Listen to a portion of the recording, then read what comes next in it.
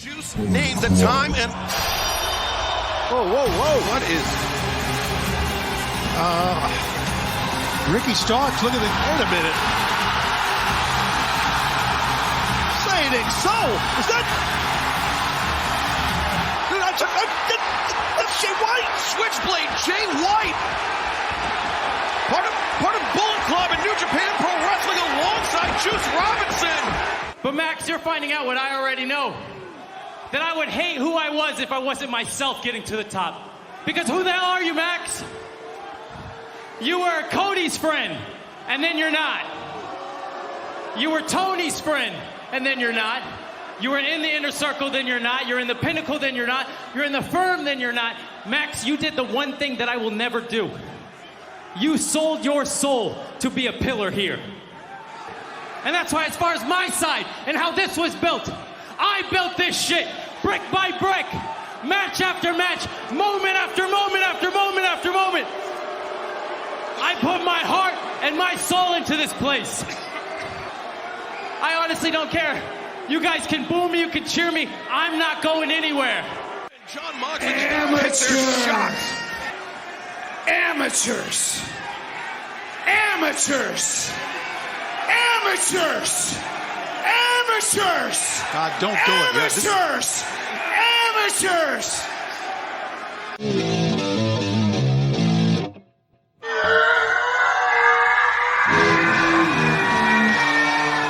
The Top of Wrestling with your hosts, OGM and the Professor.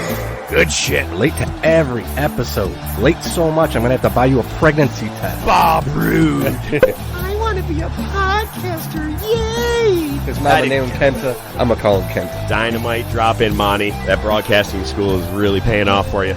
You're so high you don't even know it. Ahoy, my boy. You ready for a Scotch ad? We don't know anything about him. The only thing he's got in his wallet is a bunch of names of whorehouses. That's Flair.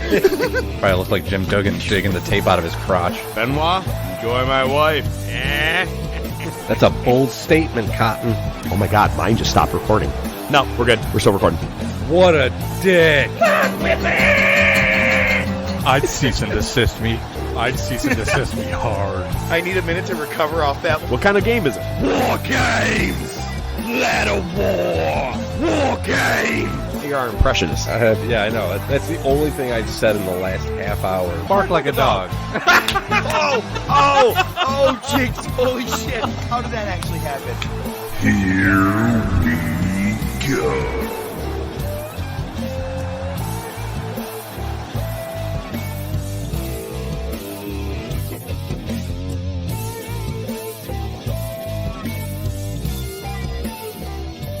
ODM! Good wrestling day. I mean, you know, fuck it, you know. I gotta tell you, man, I'm pretty fucking jacked, man. Can I tell you something? Can I tell you something, Professor? We're gonna get hungry, and we're gonna forget our manners. Holy shit, that's awesome. That's a great reference. Wow. And can't wait to get into that. We even get some Neidhart this week on Nitro. All right, look, we're off and running because today is going to be a little bit different of an episode than we've ever done before. And, you know, we did reference last week. I said, next week's top topic. Oh, man. Well, here's the deal. This week, our top topic, we're going to get a little different compared to the normal genre, which is always what? Wrestling. This week, we're peeling back the layers. We're peeling down the sides like we're an onion or a banana. I don't know, man. I took way too many things to get ready for this episode. It's going to be a fun one today. I'm ready to go. Hope you are too. And don't forget, we also have bringing to the table the Monday Night Wars. We have the moment or the moments of the week, as well as this day in wrestling history. But more than anything, man, we got some news. And let's dive into that. And I know that you had this later on into the schedule, but I had to bring it to the table early, no pun intended. And that is, watching Tony do another announcement beyond just fun anyway. I mean, just watching him just jitter blink is fun. He had Adam Cole, who he was just staring at in such a weird way. Go ahead. I know you had something to say on it too. I was waiting for his eyes to pop out of his head or the corners of his eyes to start ripping open. His eyes were so wide, like it felt like he was stretching them, trying to get them as big as he. Dude, Adderall's hell of a drug. You know what's funny is, if I'm not mistaken, didn't the Acclaim make a Cocaine Bear reference on Dynamite? I believe they did, yeah. I think you mean your boss. Yeah. But what that announcement was, and now look at every announcement, he's like, I got a big one. It's the 14th death match we've had. And this one was actually a decent one. Not decent, I think it's pretty big. And I'm extremely curious if it's an attainable goal because of the size. I mean, you can cut anything down in a stadium. But we are talking about what you already know, Wembley Stadium, all in. And I think it was just his way of being able to say Cody Rhodes' name in the same week that, because he was like, all in happened with the Young Bucks, Kenny Omega, Cody Rhodes. It could be. What's funny is that it was that pay-per-view was technically under the ownership of Cody and with like Ring of Honor and the Elite. I'm sorry. And when Tony bought that, well, he bought all the rights, obviously. So, all in. Okay. One question I asked you. I have a couple of things I want to break down with this. First, is there an all out? Are we having that at all? Yep, it's the week after. Really? Interesting. That's what I saw, and I forget who the fuck it was. It was somebody on the AEW roster, like one of the upper card guys. Because somebody had asked that question, and they're like, yeah, we're still having all out. It's just the week after. You know what's funny is it did not hit me until legitimately right now. You know who you have to book on the card is Will Ospreay. You have to have him there. I mean... Yeah, I think it's already been hinted that it might happen. He should be cleared by his injury by then. That's the hope anyway. I think he's cleared to come back in May because he's still set to be on a certain card. I think I just recently... Oh, yeah. Genesis? Or was that the one that just happened? No, Genesis just happened. Genesis I can't just wait happened. to talk about that. Yeah. I am excited to see Wembley because, man, that's SummerSlam 92. But also for me, man, that's Foo Fighters at Wembley is one of my favorite concerts of all time. It is a really good one. Good show. Yep, I've seen that one. Man, think about this. Of all the wrestling talk that you listen to, aside from Cornette, because that's obviously number one, like right now I could think of like 3 or 4 different wrestling outlets in the UK. There's Cultaholic, there's What Culture. You know, you had What Culture Pro Wrestling, which is kind of under that umbrella. You got Inside the Ropes with That's why. Yeah, Inside the Ropes with Kenny McIntosh. And I think there's another one over there too. I can't remember it, but I think they won't have too much of a problem. Wrestling filling the place in the UK, yeah. So, on top of the people that are going to come from the States, I think they'll fill it. It's funny, for just a second I was like, well, you got to have Walter, you got to have wrong company. Right. So earlier today before recording, I found it very funny that something I texted you yesterday, Dax Harwood says in an interview. He said, you want to pack Wembley? Make it Punk and FTR versus the Elite. Right. He says it. And I go, well, that means it won't happen 100%. When they usually do something like that, I'm like, because everybody's, it's about the that's him hyping equivalency of when Jake the Snake is like, I'm available for Royal Rumble. Everybody's like, ooh, he's going to be in there. No, he's not going to be. It's same kind of thing. Right. We're not going to, trying to speak it into existence, it almost seems. Yeah. I would love for it to happen. And it's exactly what I texted you, like I said. Now, again, if he didn't say it at all, strong possibility. Now it's out. That being said, so let's talk about who could really pack the arena. you have Kenny Omega and Will Ospreay. Could that be, instead of Forbidden Door, you hold it to there? If there's no Punk. When is Forbidden Door is June. June, so August. It's only a couple months after, so you're not waiting that long. But you want to sell it out early, so it's not like you can wait until that match is over. Right. And go, okay, the third match is at... No, I wouldn't do it that quick. I wouldn't do two right after another. That's a really good question, man. Because, the Forbidden Door is obviously, strictly, it's AEW in New Japan. They might pull like a one-time signing or something. Impact or something for the night. Right. All In is just a show. So, I mean, shit, that could be anything. Right? I guess it's more wide open. Man, that's a good question. I'm trying to figure out who packs an arena that big. Yeah, I'm just saying, even if I get everything you're saying with the what culture, all that, but not even just that, but I'm saying all the UK wrestling scene altogether, you still have to have something that people want to go see. If you have a bunch of... that's like putting the New Japan Strong roster... Sure. Right? Yeah. In front of a big crowd. It's like, well, it doesn't matter. It doesn't mean they're going to sell out just because of an event. If it's MJF, let's just say versus, I don't know, at this point, Darby, Jungle Boy. Don't care. If it's 4 pillars, don't care. Does that sell out Wembley? No. No, but again, look who you're looking to for the bookings. So, I mean, it's tough. I mean, if you want to look at just like the two big rosters, that would be same for Forbidden Door. And you got your Okada, you got your Tanahashi, you got your Takahashi, you got your, I just blanked on his name. But anyway, Naito. One more thing to that is that a way that he'll sneaky set the attendance setup or record is just make a really, really, really big entrance setup. You know what I mean? So that it's like, well, that took half the stadium. Yeah. Okay, here we go.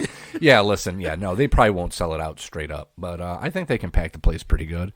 Yeah. Was it 80,000 for SummerSlam? I don't remember. It was pretty fucking packed, though. Well, someone that was perfect to have alongside of him during the interview was the newest full signee, which he did a little bit of commentating for the Ring of Honor pay-per-view, but he's officially signed with AEW altogether, and that is Nigel McGuinness, which you and I said that was a loss that WWE had when they let him go. I think it was like December of last year. Yeah, I don't... It seems like a perfect fit. I wish they would just put him on commentary and take somebody off. Nigel and Taz. I would be happy. Nigel and Taz. I would be happy. Taz is just a little too goofy sometimes. He is, but it works. I mean, fuck. Are you really want Shivani? Shivani is so checked out. I'm really enjoying this, guys. Literally, he says that at least 2-3 times a show. This is really great, guys. Way to go, Tony. It's like he has it written on his hand. He has to say certain things a night. And he's like, I did the check marks, boss. Yeah. Can I go home now? Jesus fucking Christ. And then, my favorite, fucking Excalibur. Yeah. So, yeah, but I mean, let's see what they do with him. Go ahead. I want you to take this one now. Yeah. You were off by a couple of days as to where someone was going to show up. Yeah. And when and where someone would show up, but go ahead and take it. Yeah, fucking, they didn't waste any time. They pulled the trigger for the Switchblade right at the beginning of Dynamite. Jay White is All Elite officially. It's funny because it's like they 90 seconds in. Yeah. They completely glossed over the fact that he was there like 6 months ago. I know. Oh my God, I've never seen this guy before. Remember the time he showed up and he was in 2 segments? Yeah, man. Fuck it. I mean, I guess it makes more sense.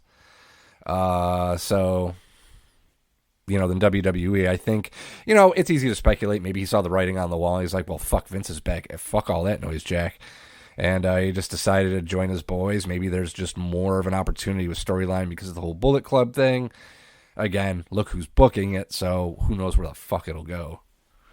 It's very, very funny you just said because Vince is booking. So I'm going to gloss over one thing quickly, and then I want you to move on to the next part. But as of earlier today of the recording, Logan Paul re-signed a new contract with WWE. Correcto. It's funny because I saw a great meme, and it said a YouTuber, and it said versus a wrestler, and it was a picture of Adam Cole while Adam's been during like his rehab and has like no muscle on his body, but then you see Paul has like Mike Tyson sized biceps at this point. Like he's looking pretty jacked up. You know what I mean? Like his arms are pretty big. It's just funny to see that. But anyway, re-signed, cool, whatever. I know you don't care. We'll see him at SummerSlam. Yeah, exactly. So let's talk about Vince being back in charge. I mean, I don't even know where to fucking go with this. So the hidden track last week was my rantings after I fucking... All right, so my wife had COVID, right? Mm-hmm. That was the day that she tested positive, right? So she's quarantined, so I can't go in the bedroom, right? I got to fucking sleep on the couch. My kid's playing video games downstairs, so I can't use that TV. So I'm fucking sitting in the living room with my phone watching this show. It was fucking horrendous. It was horrendous, and you fucking nailed it. You're like, yeah, the last couple of years, and I'm like, you know what? Since they started like making a big deal about it being the Raw after Mania, nothing happens. It wasn't just a bad Raw after Mania. It was one of the worst Raws. It's got to be in like recent memory. Like nothing happened. So after that, on Reddit, Squared Circle, there was an image. It was the SmackDown logo, but right above SmackDown it said Hijack. And it was for this past Friday's show. And it said, fans of professional wrestling, it's time to make noise. If you're attending Friday Night SmackDown, live in Portland, Oregon, chant Fire Vince all night. If you're anywhere else in the world, tweet with the hashtag Fire Vince throughout airtime. Together our voices are undeniable. That's bullshit and you know it. So shortly after that, it came out that Triple H was going to address these SmackDown fans in Portland. So I'm like, all right, he's going to get ahead of it, or he's just going to be like, deuces, I'm out of this motherfucker. No, it wasn't that. He just wanted to announce that WWE's doing the draft again. So same as it ever was. Time, it is. And this time, it's going to be better than ever. Have you ever seen Finn Balor on the blue brand? Yeah, pretty sure we have. Yeah. Yeah, keep going. Yeah, good shit. So speaking of Vince being back in control as part of the sale to Endeavor, a law firm's investigating that sale. It's a Wisconsin-based law firm. Possible breaches of fiduciary duty and other violations of law in its transaction with Endeavor. Basically, they're saying that WWE's financial outlook, future prospects are strong, but the sale only values WWE stock at $106 per share. So they're just basically calling bullshit on that. Basically not taking the best interest of shareholders and getting a fair price for the company. So something's not lining up. It'll probably go nowhere, and it's probably the last we'll hear about it. And much like my hidden track last week about my godson, they should be put in jail. And what a best little segue here. How about this next one? Go ahead. Take this. So you fucking called this one out. And I didn't even, I must have just missed it. Maybe I wasn't paying attention when it happened. But they did that whole, was it for the three-way for the IC title? Was that the package? No. Well, it was Dominic. It was Dominic's Dominic, time that's in jail. Right. They're pumping up Dominic's prison stay, and they're just showing like photos of all his prisons. And you're like, pretty sure they used a picture of Auschwitz in there. I was like, oh, I didn't fucking see that. I wasn't the first called out. I had read it online, and someone had pointed it out. And I'm like, you really have to know prisons to understand that. And I'm like, I try not to know anything about them, but other than dropping the soap is not exactly a benefit. Unless I want favors. Well, no, but it is funny that now they were called out for it, but also, are they going to get in trouble for it? Probably not. I think they've already issued a public apology about it. Should watch the cock again and see if it's still there. I bet you they didn't edit it out. Oh, just like I don't know. Just like all the other terrible shit we've been watching, where they're like, they left that in there. We don't do that shit anymore. It's okay. They tend to edit down pay-per-view if they need to before. Oh, that's true. Letting it stay released onto the.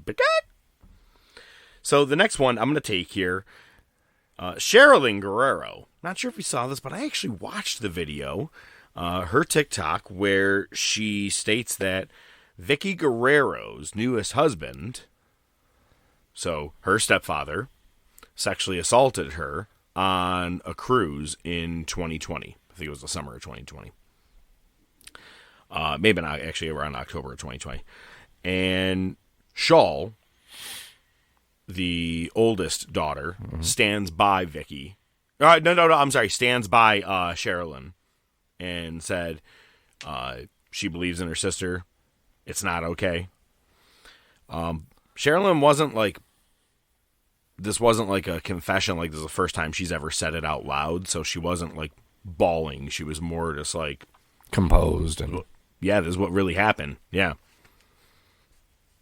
I don't know about you. I was a little more shocked about Vicky's response. Stand by your man. So Vicky gets on Twitter and goes, "Excuse me." But she said that Sherilyn has had manic behaviors and we've distanced ourselves from her for many, many years. And I'm like, wow. Just saying. Wow. Like, I don't know, man. Like, in 2023, someone goes on a very public thing. You're the mother of them, be like, nope, stand by my man. That's what I'm going to do. I What's saw. Your man? I got a man. Anyway. I'll let you take over for pretty much the rest of this. All right. Well, I saw a report. I only brought Not it up. really. There's a lot I got to say. Yeah, I was going to say, I put this in there just so we could kind of commiserate about it. There's a report coming out from the WRKD, Worked Wrestling Twitter account. I'm like, is that a radio station? Right. WKRD in Cincinnati. Fightful Select has later confirmed this report that LA Knight was supposed to have a segment with Bobby Lashley on night 2 of WrestleMania, but they don't know. It was just changed. I can tell you who's probably. But instead, they had Shane McMahon break his leg. Yep, and he's had surgery now on his leg, so he's. Hey, look at my only fail of last week is that I didn't make a hat trick bumper for that thing because, dear Lord, we had a hat trick when it came to doing that sound. It was just the beaver sound was hysterical. And then, God, I still pop. I gotta say this. All things, wrestling aside for just half a second here, and I know we're going to get to that, but really funny when it's like you put in the drive, beaver picture, beaver sound. And I'm like, Jesus. I'm like, download. I thought the same thing. I'm like, man, somebody's going to get the wrong impression. It's a good thing our drive isn't open to beaver the sound. public. Like, what would you, if you didn't know, what would you expect beaver sound to be? You beat me to it. Okay. Or, it's so great. I love it. Okay. So, yes, please get back to this. No. So, I mean, basically, instead, Lashley won the tournament, and they transported the fucking trophy to WrestleMania so Lashley could come out and fucking wave it around. Like, they said it was going to be, like, a reason that they had it transferred to there. No use other than him just lifting it. The second time, looked like he was about to drop it. Yeah. And it's like, well, it's not to the fault of him. Like, it's the stupidest shit. All right, go out there and go do that. It's not even the first time they did that week. Or not even the only time they did that week. We're going to get to Raw in a couple of minutes. So, one of my favorite things that I read was Ric Flair said, absolutely, Charlotte Flair and Rhea Ripley should have been the main event, not the tag team championship. No fucking shit. Flair said that. Are you serious? You think he was like, nah, Sammy, definitely. Still agree with him. Sammy, who had an entire 1 year, they said it, April 16th or 26th, that he approached the bloodline 1 year, and every week the dude was on TV doing something with them. Yeah. Charlotte came back 2 times, I think, this year. Like comebacks, and then left right away. She's going to do it again. I heard she's already doing it now after the Rhea Ripley loss. She is, yeah. Listen, I understand what you're saying from that standpoint. Charlotte Lesnar. That's what we're calling her. Charlotte Lesnar. You're 100% right. I'm sorry. I was more excited for the Rhea Cher match, and I think it was a better match. I think as a match, it should have closed the show. I get what you're saying. You're not wrong, but you're wrong. Look at in AEW, in New Japan, Ring of Honor, places like that, absolutely. But in an entertainment company, it made more sense. I'm sorry, it just did. Meh. Whatever, dude.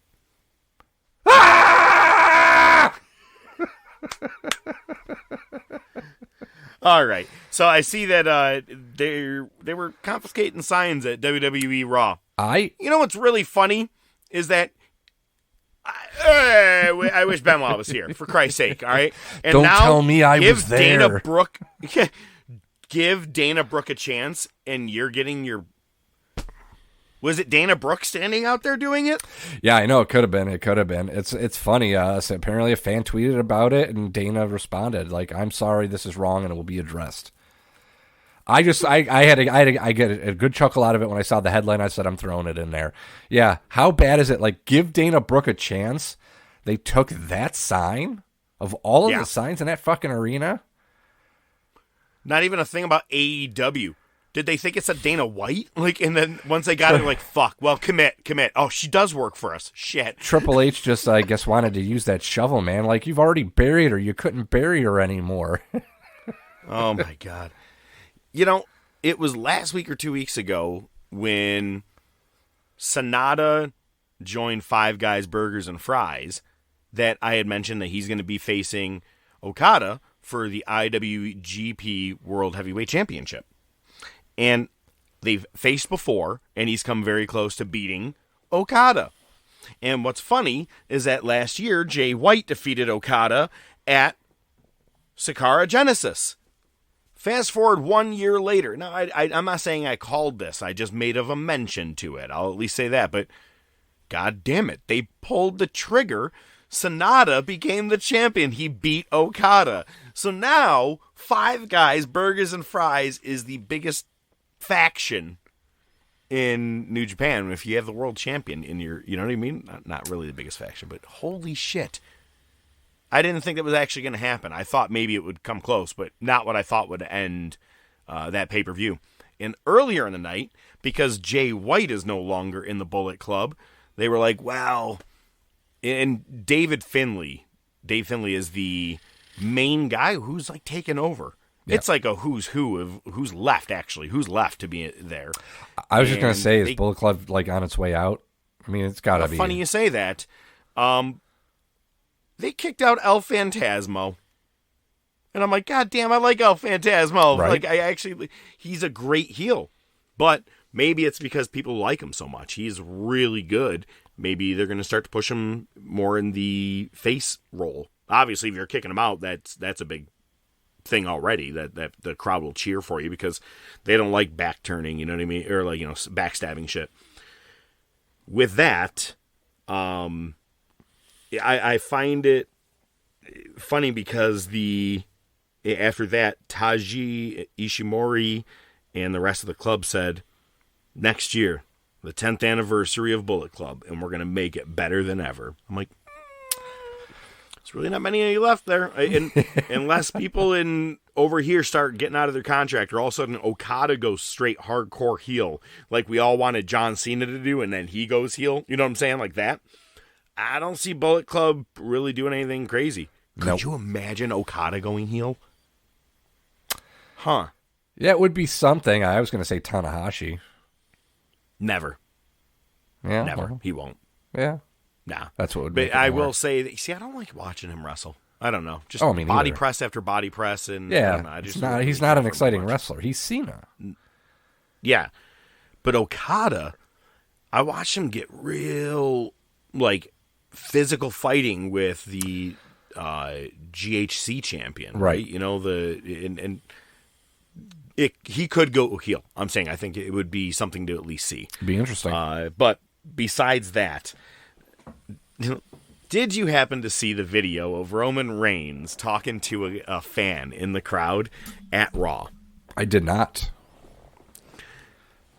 It's where he's facing the people who are facing the cameras. So, camera side. You know what I mean? I gotcha. He's and pointing and talking to someone, and he goes, smelling in the air. And right. they were in California, obviously. It's the night after WrestleMania. And he points at someone and jokingly, and then goes with his eyes. He goes, "I see. Yeah, you. I know. Yeah." Like, it was hysterical. I thought, actually, shout out to little Johnny had sent it to me as well, but I thought it was hysterical. That just, fun thing about him, you know, he might be all right, but you're not going to be happy if he remains your champion. Kurt Angle put out a tweet. He's like, it's just not the era to do this. You can't do it. It's 3 years is too long for him to be a champion. We got to pull the trigger at some point. But I'm sure you've seen the numbers and the stats out there, but I'll put them out there just in case you have not heard of this. For him to reach 1,000 days as your champion, he just has to go to Backlash. I don't see him dropping the title at Backlash. He's probably not even going to defend the title at Backlash. I would put money on that. Because right now you got Cody and Lesnar. I bet you that headlines. Just like when Lesnar came back and beat up Cena that one time, they headlined Extreme Rules. It's going to be the same exact thing. For him to beat Pedro Morales, which is 1,028 days, he just has to make it to Money in the Bank. Roughly that PLE. To beat the first reign of Bruno Sammartino, because Bruno holds the real long one, which would be 1238. He has to make it to basically the Royal Rumble to beat Bruno Sammartino's record. And if WWE really wanted to have him beat Hulk Hogan's reign, he would have to hold it until September of next year. Let's hope 2024. Now, let's hope not. I think it was like 2028 to get the Bruno Sammartino main record. I'm like, that'll never happen. But no. I'm like, but what if they did? No. It's WWE. Yeah, that's true. So that's what we got for the news this week. Let's quickly run through the moments. The most exhilarating Raw after Mania of all time. Now, oh, my God. Triple H comes out and says nothing is changing. Bullshit. Sorry. Cody comes out, interrupts Reigns' promo, and Brock Lesnar acts like he's going to be his buddy, and they're going to team up against Solo and Roman in the main event tonight. And I'm like, if no one else saw this, I kind of did. I saw it coming a mile away. Lesnar the way he shook Cody's hand in the beginning, you could tell. Actually, the way he put his arm around his neck, too. Like he was just laughing too much. I was like, I think he's going to turn. And which is a great time because I think the face version of Lesnar right now just was about to fizzle out. I think we weren't in. It was going to go right back to boos again. So why not boo him for real if he's a heel? Yep. Perfect timing.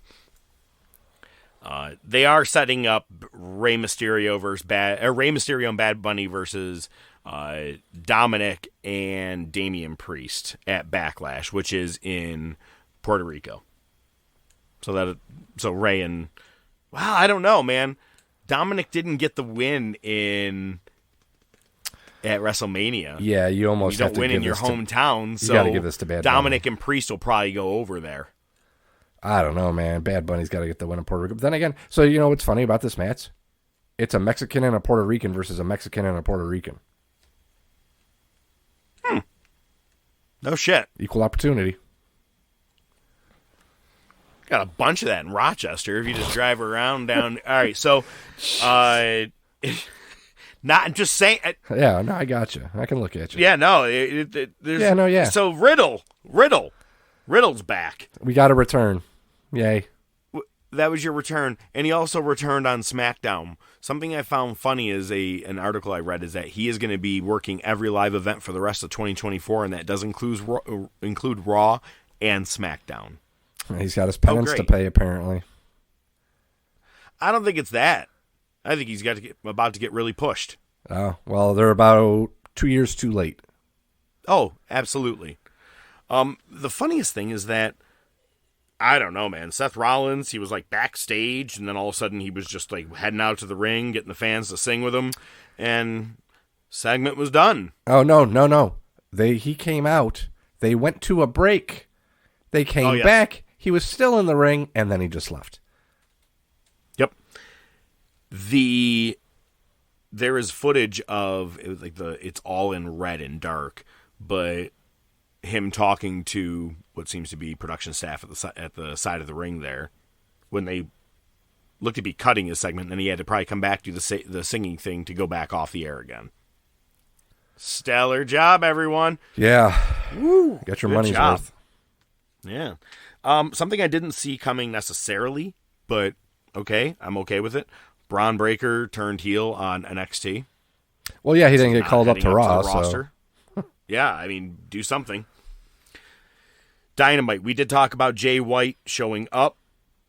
Oh, my God. Funniest thing I read.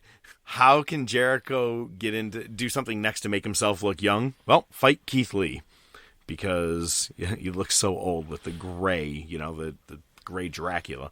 So all of a sudden now he has an issue with him, and they're going to fight, I guess, tonight on Dynamite. Yay, do not care, as you would say. Yep. The House of Black retained their Trios Championship against the Best Friends with Orange Cassidy, and looked like your favorite moment happened. Trent's mom showed up with a van. Oh, yeah, I paused it there for a good 2 minutes. Is it the other Beaver song that we thought about? The saddest setup or promo or vignette, if you want to call it, Christian Cage. You see him with Luchasaurus again. That's it. Yep. Oh, I'm sorry. Were you guys just watching Raw? Did you just see how things were done? And you're like, cool, we can cut in the middle of a fucking segment, never have to even say anything again? Yep. There was a red light, too, so lines up. It does. Don't come in when the red light's on. Jamie Hayter defeated Riho in her purple pipe. Yeah. Oh, my God. We're going to save this one part, but Sammy Guevara defeated Commander. Yeah, and then Sammy had a really good promo. I actually was very impressed with it for a guy that really doesn't get to have any solo talking time necessarily. Yeah, it was weird. It came off as kind of face, and then he went kind of heel with it at the end. It was kind of like pick a lane. But yeah, I mean, he made really good points. So I don't think he was even being face. I think he was being himself. I don't think there was anything face about it. Could be wrong, but in a match that I didn't care about, Hook defeated Ethan Page. Yup. And Blackpool Combat Club, they won with a squash, and then Danielson just went absolutely apeshit on Hangman, and his promo was awesome. It was. From what I've seen this week. Yeah, he repeated that shit a little too much, but it's just fucking. He pulls a screwdriver out at one point and just goes at Hangman's face. I'm like, what the fuck? Yeah, if he doesn't have an eye patch this week, that's horrible selling. It is. Moxley probably came up with the idea. He's like, bro, I did it once. It was fucking perfect. And to close out the show, FTR did win back the AEW championships. They are going to stay, obviously, with the company. They didn't lose their career. And Mark Briscoe came out to celebrate in the end. Nice. Very nice. Yay. What did you think of MJF Day? Oh, my God. It was fucking hilarious. I thought I was having a fever dream. So Wednesday is when I tested positive for COVID. The fever was just starting to come on, so I didn't doubt it for a second.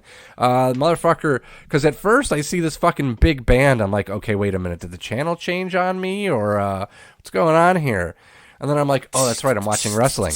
And, yeah, and then MJF comes out. And I'm like, okay, that's kind of cool. I'm like, that's fucking kind of cool, man. It's like 70s game show, kind of almost. It was fucking great. That's how he was acting. It looked like he was coming out like for a fucking game show, as a game show You know host. what it reminded me of, actually, is like what you would see in, like you saw it in Goodfellas and all those other kind of movies, but the downtown nightclub theater where you got the one guy, he's the main guy coming out, and you're all sitting there eating and drinking. He comes out and singing, and then it's going to be a great night, folks. That's what it reminded me. It was awesome. Yeah. The whole thing, I was literally smiling the whole time. I thought it was fantastic. Jungle Boy jumping him, I knew it was him immediately because I was like, he's the only dude wearing a mask right now. But the joke that he said, and I may not 100% get it right, your cockeyed girlfriend with a tiny penis to Jungle Boy. I was like, oh, that was good. That was a really good one. I wasn't expecting that. Good job, MJF. I think it then, right before that, or right after this is when Guevara comes out, has his match, and he held up the championship at one point, too. They're definitely going this road. It's funny, as soon as he came out, I go, please have Darby come from, like, the top of the Titantron or some shit. I'm like, have him just come out of nowhere. It's definitely going to be 4 pillars so they're going to have, I mean, I guess it's not unheard of. WWE does 12 pay-per-views a year, but AEW is going to be doing Double or Nothing, Forbidden Door, All In and All Out between May and like September 5th. Yeah, that's a hell of a lot. Again, don't give your hopes up, I guess. I bet you none of it will bleed into the rest of it like a good, storyline card or anything. It's just going to be wet dreams of Tony Khan, of him just putting together with Daddy's money. What's the longest storyline they've done in AEW? It's funny how everybody's like, oh, Omega and Paige. I'm like, well, Paige was gone for like 8 months. That doesn't count. That does not And I'm like, and he was doing other shit in between. But anyway, longest storyline. Let's see. You have Punk MJF. You have Chris Jericho and Moxley.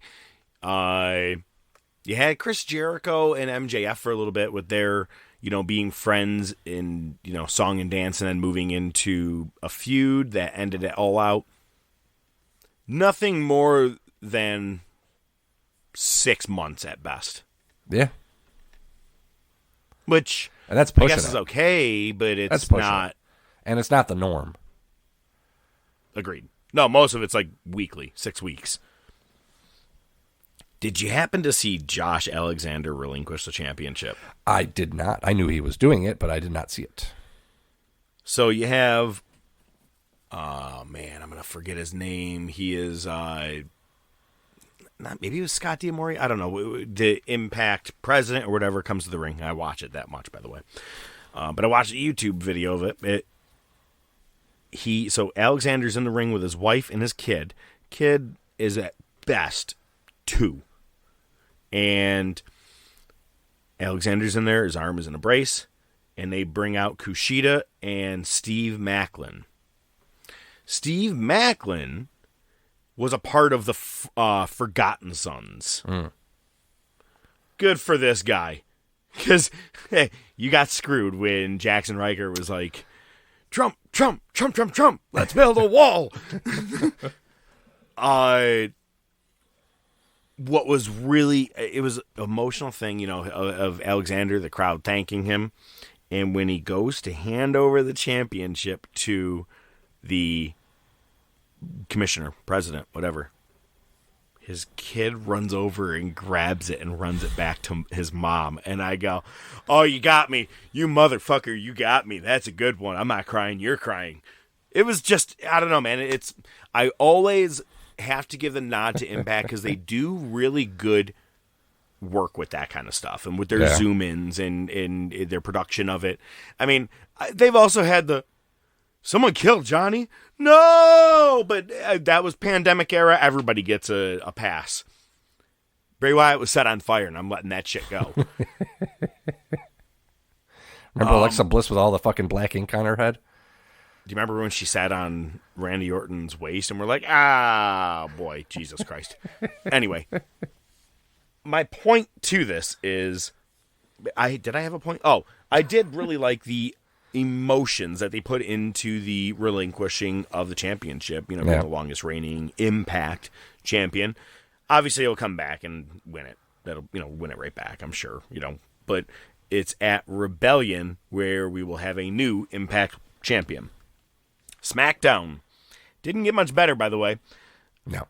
Brawling Brutes versus Imperium. I feel like I've seen this before. Oh, yeah, it was all fall. Yeah. And all the way up until January, if I'm not mistaken. Mm-hmm. So, welcoming that back. As you said, Triple H, the draft. And then Jey Uso defeated Sami Zayn. And then Scooter Boy made his return to SmackDown. Okay, bro. Okay, bro. I'm not your bro. Okay, bro. Whatever, bro. It's the only thing I've ever liked him. I swear. That's it. Apparently, Battle of the Belts happened. Nothing happened. Not a title changed hands. It was stupid. Nothing to bring. But guess what we can bring? Something to the table. Just bring it, bitch! Oh, my God! Let me ask you a question. All right? I want you to tell me who main evented WrestleMania 36, Night 2.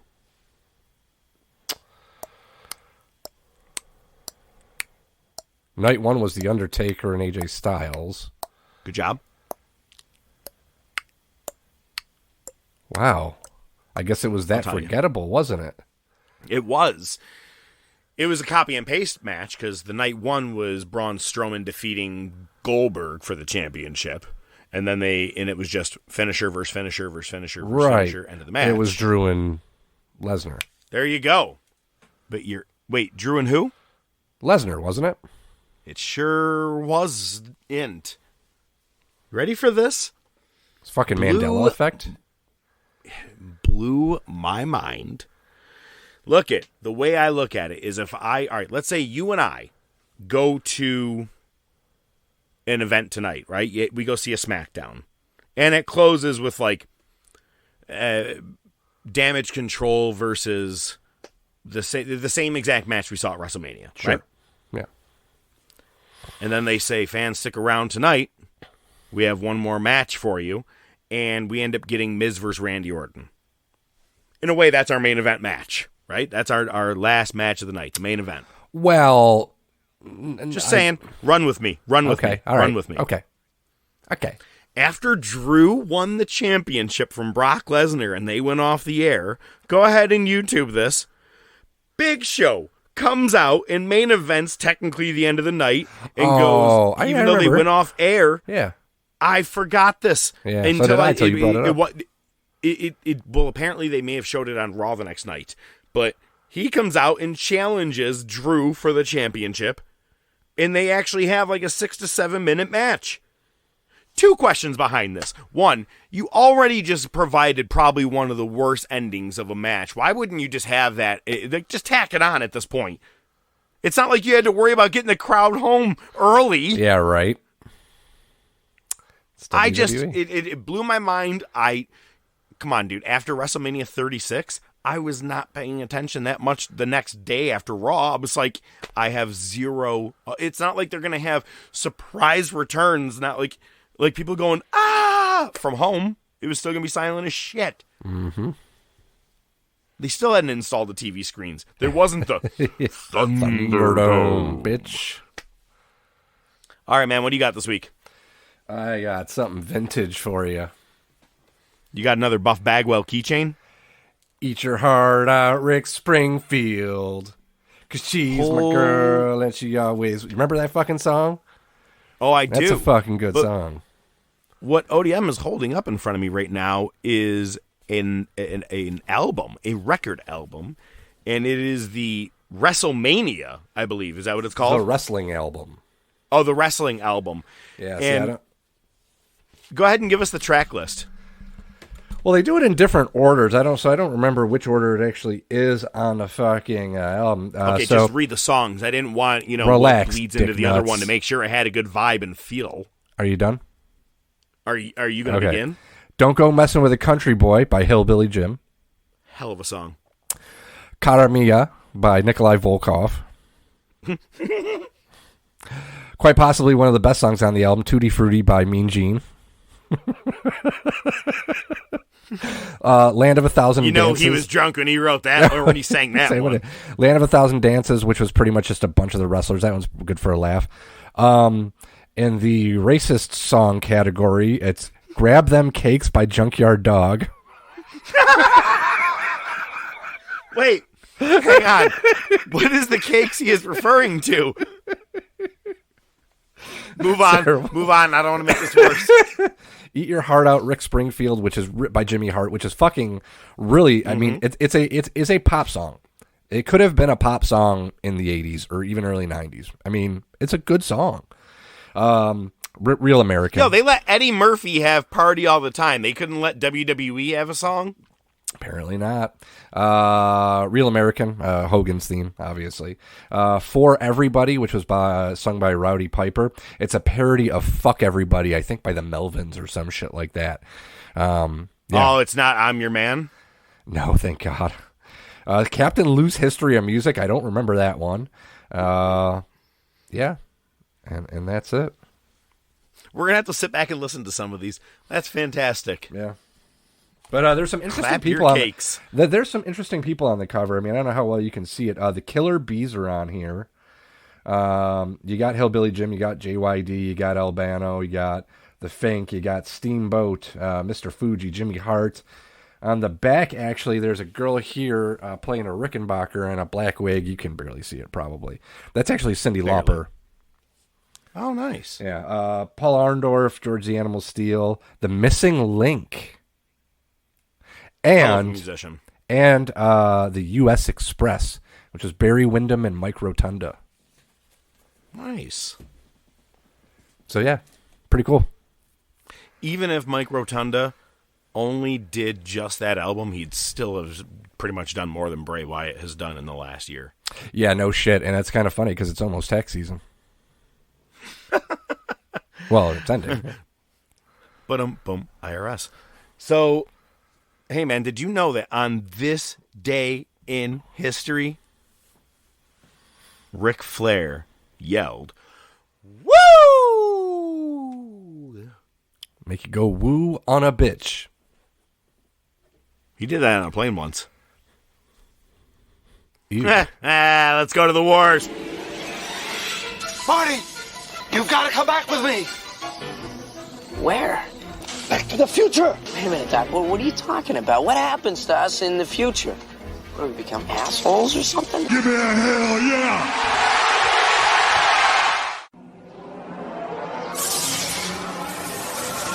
You want a war? You're going to get it. Mick Foley is going to win their world title. Has been paid for by the New World Order. Come on, Vince. Step into the ring. My God, the battle lines have been drawn. Degeneration X invades WCW tonight! Austin 316 says I just whipped your ass. Have a nice day! We got 2 words for ya!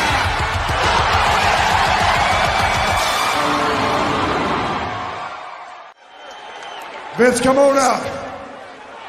If I got to, I'll take a nap in the middle of your ring.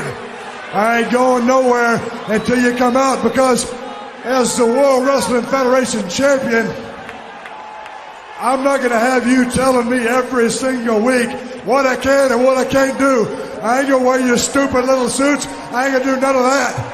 So another thing I'm not going to do is get out of this ring until you come down here. So come on, Vince. We got to... Oh, there you go. Now you done something. Come on. We're going to go for the power bomb here, Tony. That's right, Brain. That's what he's going for, the power bomb.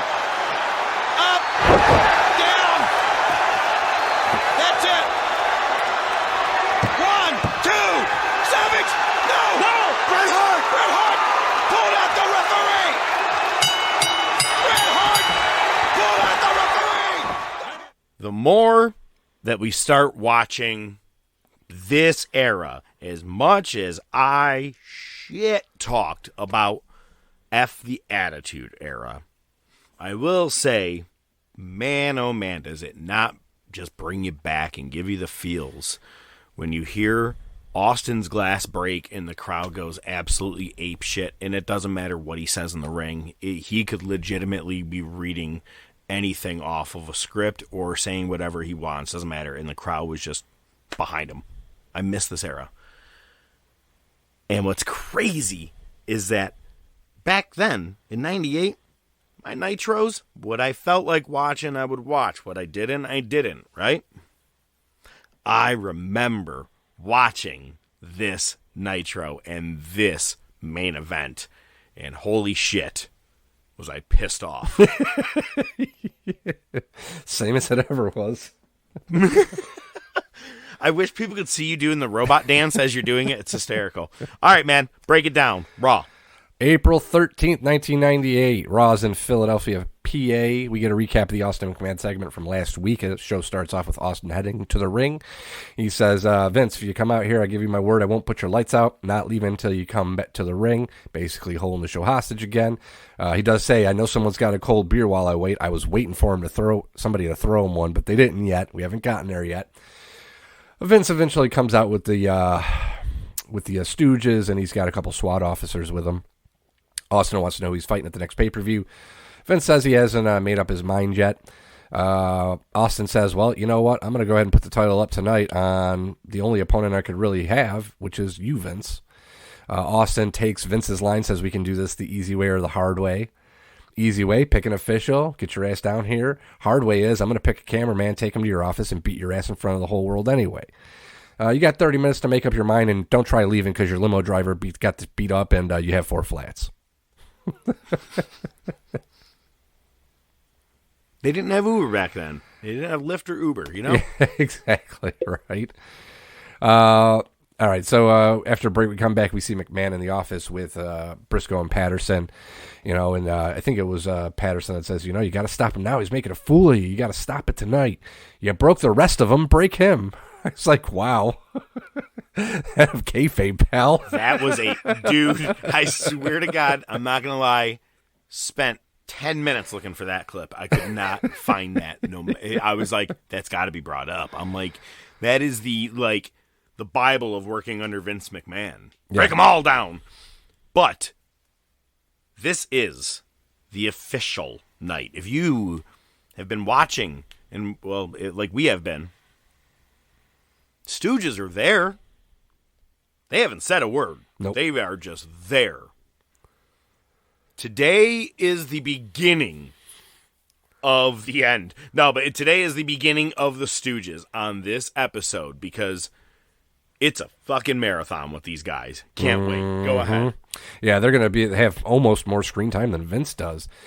There was a weird spot after this where the DX music hits and then there was an odd jump. I don't know if something on the cock was censored or if it was just a glitch in the Matrix. No idea. But next thing that I had... No, go ahead, yeah. Next thing I had was DOA versus Bariquas in a chain match. You win by pinfall. DX is at ringside, and DX just runs in and attacks DOA. It's a no contest. And they're getting the Bariquas to do the DX chops, and then they just beat the shit out of them, too. So, well, tonight's not just, a night for the Stooges to start shining. It's also a night for Shane McMahon to start getting in the mix. Basically, just first time I'm seeing this guy talking, because we've seen him a couple times here and there, especially, all the way back at WrestleMania 6, he was a ref, but I've seen him on camera here and there, but this is now his first talking. Yep. The conversation is hysterical. Is this the speeding? What? You were a reckless driver, Dad. Oh, yeah. He goes, yeah, you could have killed somebody.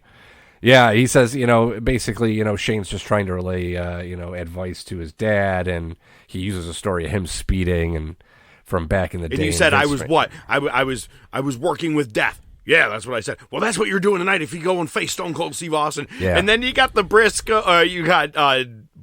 and Patterson. It's okay, man. I'm going to show you. You hold him by the leg right here. Yeah. It's great. Vince comes out to the ring during a tag match. He just interrupts it. Austin. 4 lightweight guys. It's like Brian Christopher, Aguila, and 2 other guys. Whoever. Scott Taylor. Didn't even matter. Yep. Sometimes a man's got to do what a man's got to do. Will I face Austin tonight? Oh, hell yeah. Stooges come out, congratulate Vince. JR goes, has everyone lost their minds, for God's sakes? This is crazy. And he just gets up. He's like, I'm going to go make sure this doesn't happen. As JR is strolling up the ramp, the lights go out. You figure it's one person.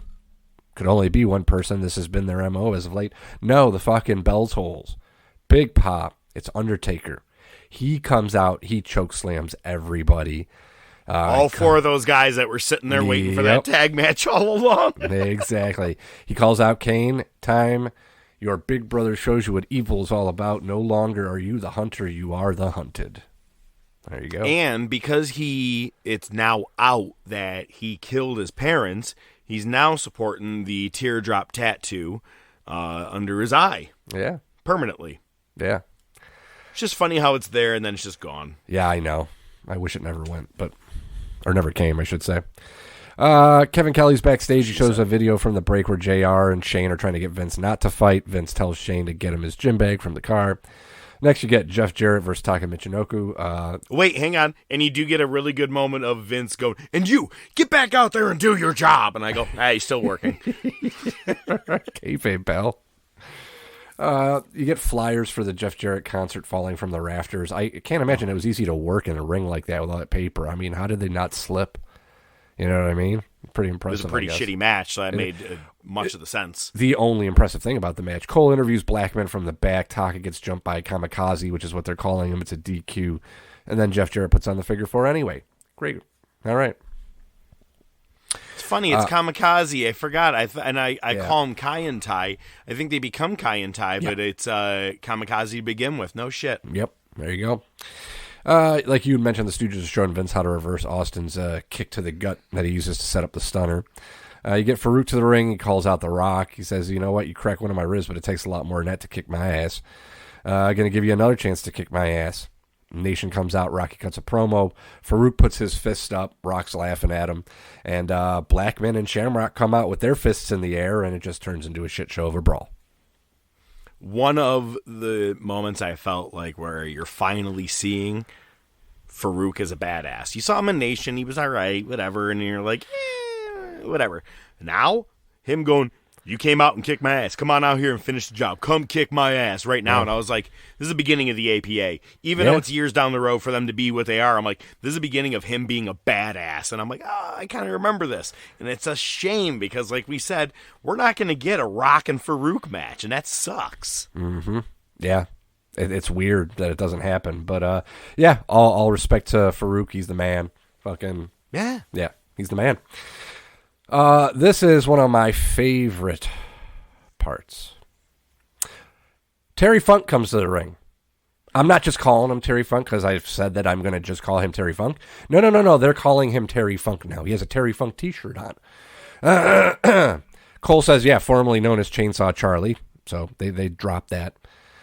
Funk says, Cactus waddled out here and quit. He's like, I got a new partner. He's hardcore and everybody knows my partner. And it's Flash Funk. And I'm like, that's actually kind of funny. It's Flash Funk. Terry Funk. Okay. It kind of fucking makes sense. Yeah, but we're not calling him Flash Funk anymore. He's Too Cold Scorpio. Made too much sense. Made way too much sense to keep the funk. Get the it's on his tights here. And everything. Too Cold Scorpio. But he was like, he's always been hardcore because he did have a good stint in ECW and had some matches with Terry Funk. But still, it was just very, very shitty setup for that. But yeah, it's funny because I thought it was another segment that you're going to be bringing up that you said was your favorite part of the night. I'll tell you what mine was. Go ahead. We're getting there. The only thing I went about, the Funks ended up having a match with the Quebecers. The only thing that I loved about this was I saw a sign. It says, "Who's Goldberg blowing?"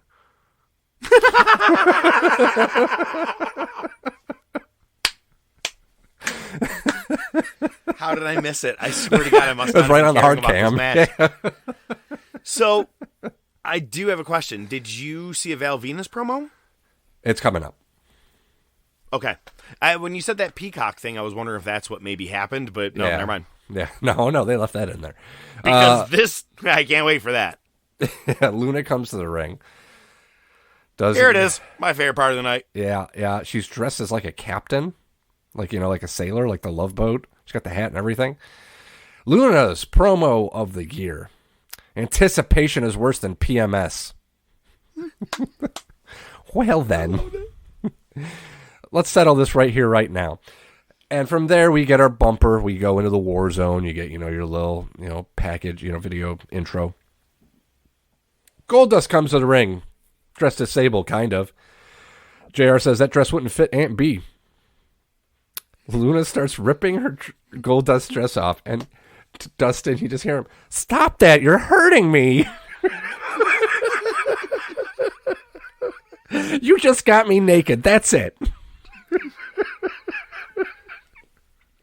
I'm speechless. But it's still my favorite part of the entire night. I was like, this is awesome.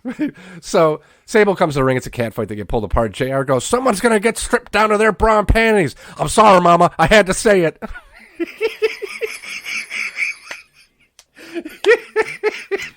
It's almost as good as... Sorry, people, I sneezed. I just had to. I had to. Oh, my God. Shamrock and Steve Blackman versus the New Midnight Express. We get a face-off between Severn and Shamrock, which is cool. Severn's told to go to the back. The sign that said, who's Goldberg blowing, actually had another side to it. So the guy flipped it around. It was "Happy 100th Birthday, Hogan." That one I did see. That's hysterical. You just didn't see it when it was flipped on the other side. Both teams get DQ'd. Nobody gives a shit. Kevin Kelly's interviewing Vince in the back. Vince says, "I've got butterflies in my stomach, but I'm not afraid. I wasn't afraid of the U.S. government. I'm not afraid of Ted Turner or the Big Bad Wolf. I'm sure as hell not afraid of Austin." Vince went fucking straight fire on this. So he's like, "Fuck everybody." Yeah, I got charged by the government. I got acquitted. What? It's almost as good as O.J. Simpson putting out a tweet saying, "I did it." April Fools. It's funny because when you go back to see the big, feud of Austin McMahon, they always go to this night. And how hard he's going, Mr. McMahon is really born this night because you're hearing it too. "You got it, Mr. McMahon, you got it." I love listening to Briscoe talk. He's just there. "Mr. McMahon. All right, we get the headbangers in the ring. The bell tolls again. Taker cleans house, but Kane's music hits. He comes out to the ramp with Bear, and we're going to do this on Bear's terms. Next week on Raw, the crowd boos. You'll face your brother, not inside the ring, though. We'll meet where Kane and I were in the cemetery. You can fight your brother on your parents' graves. And you guys can do a nice family portrait where you both do your knees up opposite of each other, like it's the senior portrait. Or back to back, yep. There you go. Can you just squeeze in one picture of them together? Thanks. Next is your Val Venus vignette. He's doing casting for Lust in Space, and they're what? Yeah, go ahead. Okay. I can't wait. Jesus. The only thing, I didn't write down any quotes. The only thing that was of note is when the second girl got on the couch, it was blurred out. She was completely blurred out? Well, her chestal region was. She had a fur coat on, but apparently they were just coming right through because they blurred out the Are you talking hips. about screen right, his left? His left, yes, screen right. Yo. I was like, were they short on a person? They're like, "Oh my God, we can't do this vignette. We don't have another female." Run down the street, grab the first fucking ugly ass prostitute that you can, and that's our lady. That's our gal. Yeah, the one on the left definitely seemed to be more of a crackhead. No, the one on screen left seemed to be more of maybe a call girl or a producer's niece or somebody that's trying to get into acting. This one, you're absolutely right. Yes, they went down the street in downtown fucking Philadelphia and it was like, "You whore, no." Hey, Chew, I got an idea for you. Yeah, she was. I miss Wendy Chew. She's out hurt, man. I hope she gets back soon. She looked a little. Wasn't a lot of tread left on the tires. Kind of like throwing a hot dog on down the hallway. Yep. There you go. All right. So, yeah. Next, we get Owen versus ? He gets to challenge any member of DX. Triple H says he had everyone write a 500-word essay to see who would fight Owen. Mr. Ass won. Owen gets to the apron, and LOD's music hits. They come out. X-Pac joins commentary. Owen starts to get the sharpshooter on. China interferes for a distraction. Owen breaks the hold and gets a win on a roll-up. Not really much going on there. Okay, you ready for this? This is our main event. It's fucking Vince McMahon versus Stone Cold Steve Austin for the world title. Vince has no music. With his arm. Oh, go ahead, yeah. Yeah, but he does the strut. It's the first time we see the strut.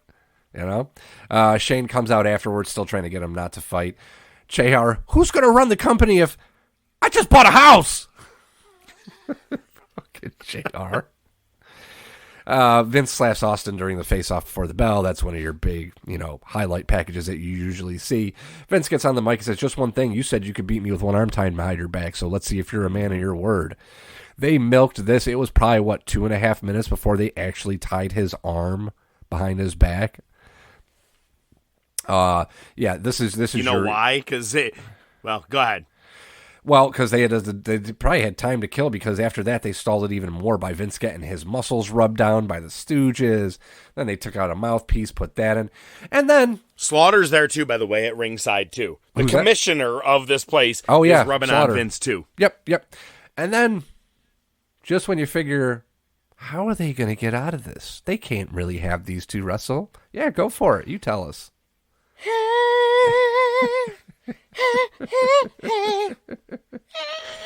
So the dude is in the house, and wow, I love you, Steve. I know we're friends. We're good buddies. I'm improvising on this. Right, Vinnie Mac, he's the one that signs the checks, and I just can't let you do it, Daddy. I just can't let you do it. But just as he's about to put the mandible claw on Vince, looking like he's on Steve Austin's side, in a weird way, as he's trying to put it on Vince, Austin goes, I have one arm. Let me come over and just rub my testicles up against your ass and see what you're up to. Not even being funny. That's what he does. He just kind of rubs up against his back and is like, hey, what are you guys doing over here? And just in time for Foley, or Dude Love, to turn and put the mandible claw on Austin. Yep. Did the bell ever ring? I don't think so. Because he didn't pin him. McMahon just walked away, so that never, led to anything. But I guess no, it wouldn't be anything. But yeah, this just turns into a shit show because, well, all right, so they did that, but Extra Attitude, was that just like a segment where like the show was over on USA, but they recorded what happened? Because I don't know if you noticed that, because so like after that all happened, Vince goes back. Vince is getting pulled away from the ring. He wants to get back in there. Then it kind of like cut out for a second, and then in the upper right hand corner it had a little graphic. It said Extra Attitude, and it seemed like it was after Raw went off the air.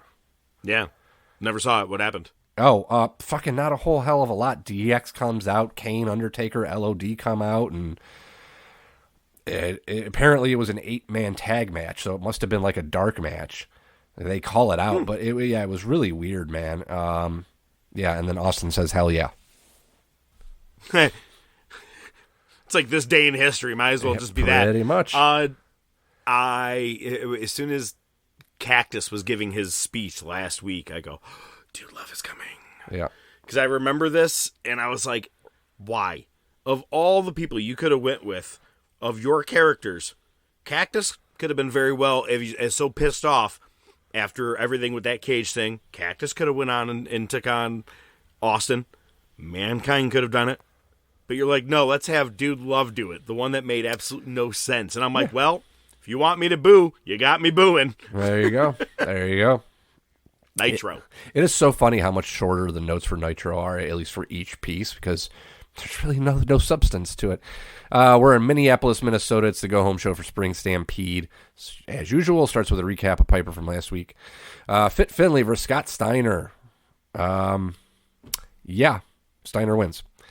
It's all about his muscles. That's all they keep just focusing on is him, his muscles, And pretty much that's it. Yeah, beat Finley. Yep. No substance. They're just quick matches. No substance. Everything is within one segment. Right. You might ask yourself as just a fan, is how do they decide where they're going to put segments in, right? Because tonight we have an interview with Bret Hart, and, where do you put it? Do you put it in the middle of hour one, the beginning? Do you go hour two? Do you go hour three? Or do you just split it up into about 30-second segments and show those throughout the 3 hours? That's actually... I thought they were showing the same segment over and over because it all had the same substance. It had the same exact message, each one. I don't like it and screwed. Yeah, Next one, screwing is something I don't like. I got screwed over by a promoter. I'm tired of crying about it. Yet here we are. The next segment he comes back. Have I ever told you guys about the time I got screwed by a promoter? Mean Gene's I'm not even exaggerating. I'm a Bret Hart fan. This is right? shit. I know, right?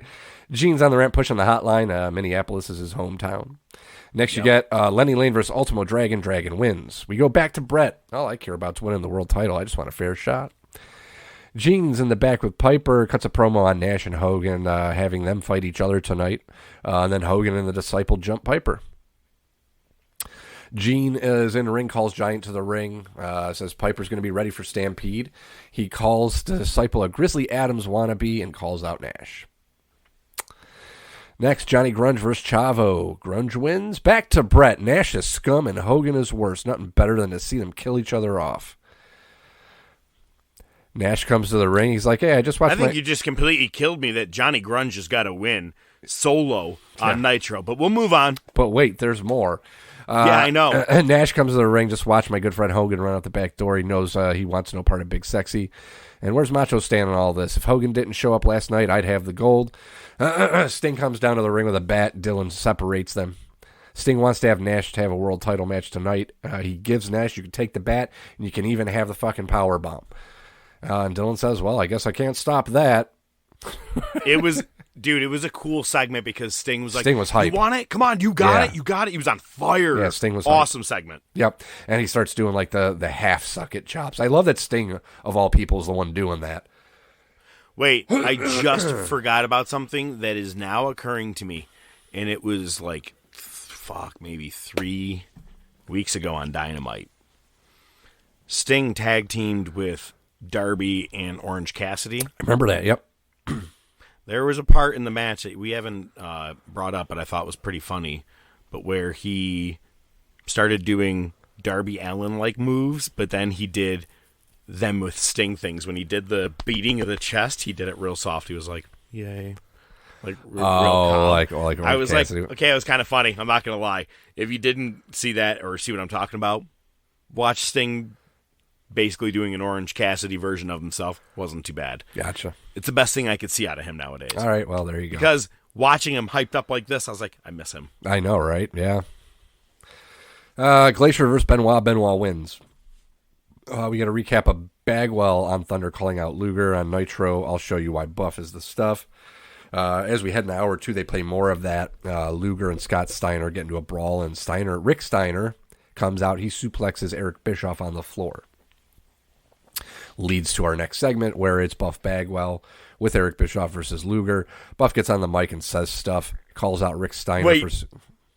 Hang on, I can't wait before you're saying he says stuff. One of the things that was kind of funny, he goes, and what? Luger's going to come out here and he's going to do this, right? And he's making fun of him doing the torture rack thing, but doing it more like you would do for like a chicken. You know what I mean? Like squawking. It was fucking... I was like, that's probably the best thing I've seen Buff Bagwell do ever on Nitro so far. That's good. Yeah, it's probably about as good as it's going to get. Probably. Same as it ever was.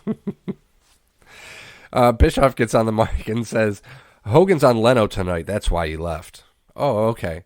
Luger gets the rack on. Bischoff runs in, kicks Luger. It's a DQ, but Luger just racks Bischoff instead, and the Steiners end up running in. So there you go. More Bret. Advice of the night. You play with pigs, you're going to get dirty. Next, Super Kahlo versus Jericho. The only thing that was good about this was that Jericho's fucking around going, that's not Super Kahlo. That's Prince Nakamaki wearing a mask or a costume. And he's like, I want the ref to check. So Kahlo just fucking straight lifts his mask up to the ref. I'm like, you're not supposed to do that, bro. Yeah. It was weird. Jericho jumps him, wins. Ayakea runs in. There you go. You get more Bret Hart. And he's just talking about people in WCW. He respects Sting would be the one he respects the most. Next, you get Hammer versus Saturn. Apparently, a little infighting going on. Saturn's going off the rails. Kidman tries to stop him. He gets shoved to the mat, and Saturn wins. Well, Johnny Grunge got a win, but Rocco Rock maybe not so lucky because he took on Goldberg. Man who knows who to blow. Yep, exactly. Table got propped up in the corner. Goldberg speared him through the table. Jackhammer wins. Saturn comes to the ring, but Raven stops him. Kidman goes off the top, but Goldberg catches him, press slams him, and then he spears Sick Boy. And right after that, you get a 60-second hype package about Goldberg. Probably that was longer than the match. It's funny they did the hype thing after. After, yeah. You just saw him on TV. Yep. Yeah, makes sense. Again, I don't know these things. I don't work in TV. Hour 3, Yuji Nagata versus Hennig. You have Larry the Axe Hennig in the crowd, along with Rick Rude's dad, because I don't know his dad's name. So, but the Axe takes off his sweater. He's got a Hennig Rules t-shirt on, and Hennig does rule because he wins. The handcuffs come out again. Anvil runs him off. Next, La Parka versus Booker T for the TV title. Booker wins. He's going to be facing Benoit Stampede. No time limit. La Parka grabs the chair, but Benoit makes the save, and Booker T extends a hand. Benoit shoves him to the mat. They have a shoving match, face-to-face, forehead to forehead, hyping up the match. Should be a banger. You get a Raven DDP promo video, and then you get one of the guys from High Voltage versus DDP. I think it was Rage. DDP wins. The flock comes out, and yeah, that's it. Conan versus Rick Steiner. Rick Steiner wins. Recap of Macho getting hurt, NWO crumbling video package, and then your main event. Do you see what I'm saying? There's not a whole lot of notes because there's not a lot to talk about. I loved a sign I saw. It says NWO owns WCW, but all the W's were the Wu-Tang logo. Oh, nice. It was pretty fucking cool. Macho and Liz come to the ring. Sting locks in Scorpion Deathlock. Macho hits Sting with the cast. He's got a cast on from that attack last week. Only gets a 2 count. Trash is being tossed into the ring like crazy. And the crowd now is going nuts, though, because of that 2 count. Like you just mentioned, the trash coming in the ring. In the ring. This crowd wants Nash to win this fucking championship. Oh, yeah. He power bombs Sting. Crowd is jumping all over the place. This would have been pop-wise the way that Goldberg gets the pop in Atlanta down the road. And you know what I mean? Like certain pops that have happened in WCW, if they had just crowned Nash that night, the crowd was ready for it right there in St. Louis. Mm-hmm. But instead, the ref goes 1 and then does the fastest 2 ever because he knew that something was about to happen to him, so he did like the quick slap. But as he goes down on number 1, Bret Hart pulls his legs out, so the ref still slaps down 2 real quick, which was kind of funny. And the match ends right there, and Bret puts the sharpshooter on Kevin Nash, and then fights off all of the NWO. See you on Thunder, folks. Good night, everybody. The only best part, the only part that was tolerable at the end. Heenan's like just randomly, it got quiet for a second. And Heenan goes, "I like this." Oh man! So it's all those video packages all night for him to close the night out. Okay. Yeah, I guess. Okay. Yeah. Meh. Yeah, I don't ask questions. I just watch it. I'm right there with you, man. Well, I mean, dude, we're at 433 hours that we have to watch of this. So, I mean, like, it's kind of a lot, you know? I mean, for all 98, that's a lot. So, it's not all good content or what we like to say, good substance. That being said, what is about to be of good substance, or might not be, today, this is the first time ever in our show, in the several years that this show has been on the air. Today's top topic is everything but wrestling. Ladies and gentlemen, it's now time for... Huh?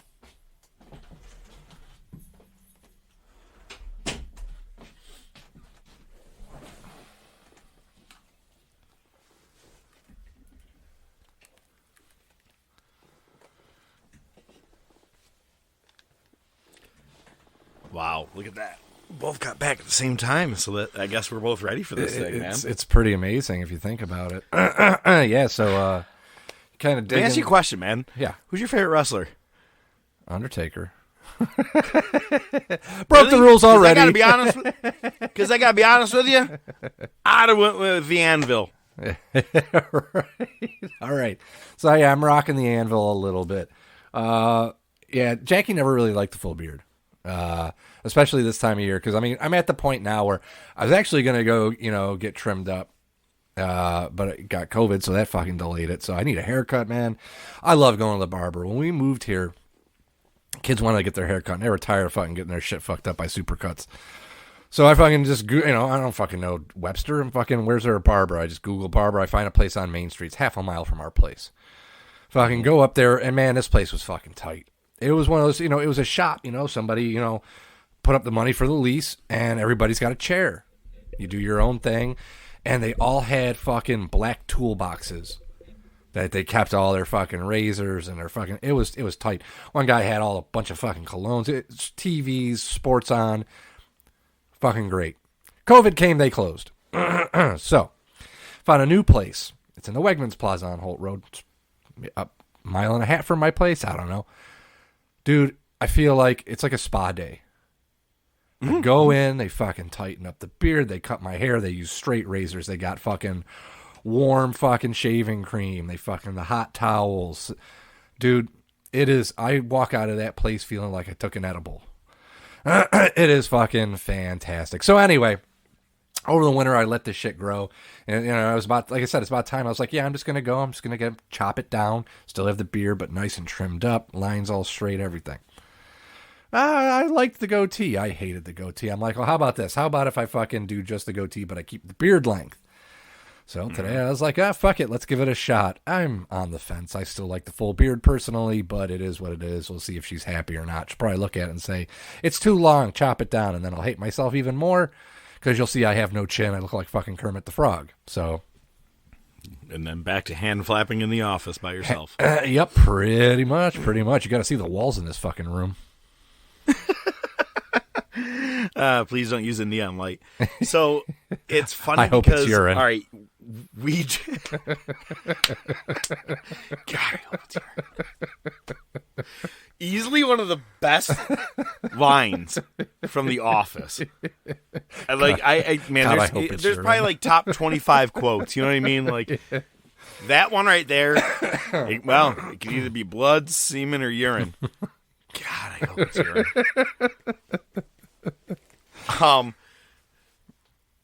So while we took a break, earlier you timed out, you already said, what your ending feels like to the day of the spa is the edible.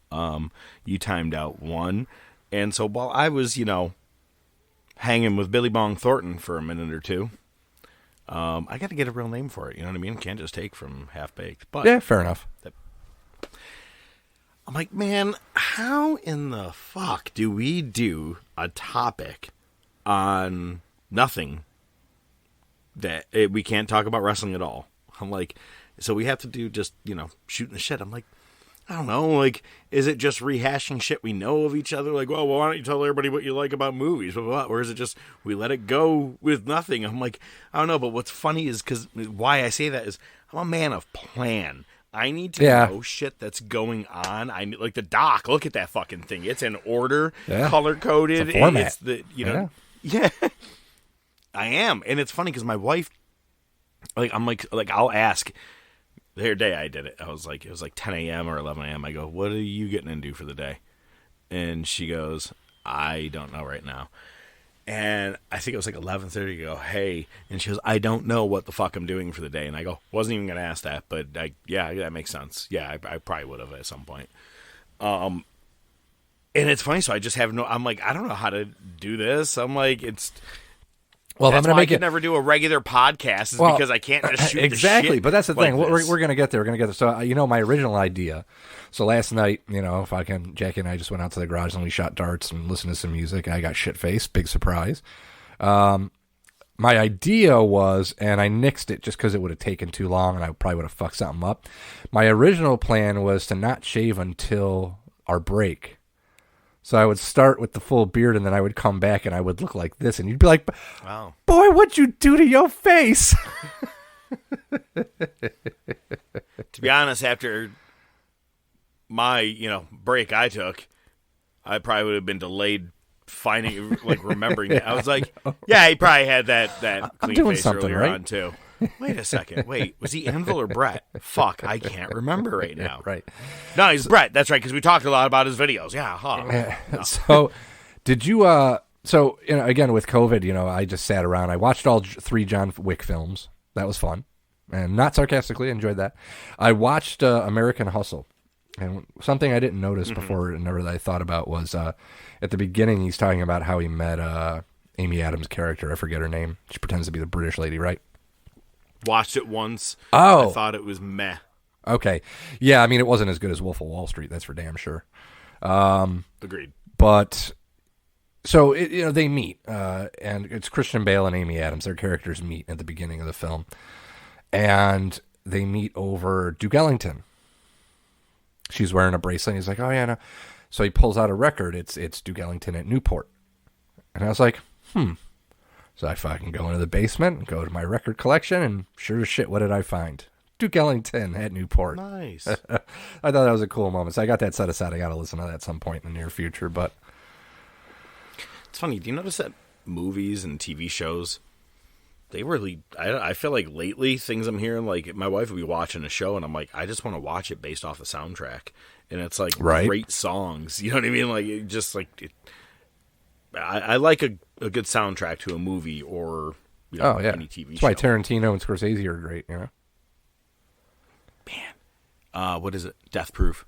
One of my favorite movie soundtracks. You got The Love You Save by Joe Tex. You got Hold Tight by Dave D, Dozy, Deaky, Mitch, Titch, and Almost.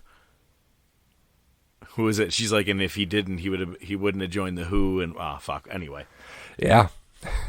Yeah. That scene. Anyway. Great soundtrack on that. Where the fuck was I going with this? I have no fucking clue. I can't tell you. Oh my god, I don't have a plan. I don't have a fucking plan, man. I don't have a plan. Well, there's always plan B. That's what I've been told. Yeah. Well, I'm sure you haven't had to resort to that option too many times. You know what's funny though is that this was brought up a couple of times at my buddy's funeral a couple of weeks ago. A buddy of mine passed, and I had to go back to my hometown. Man, I haven't seen some people in like fucking the day we walked across the stage. Wow.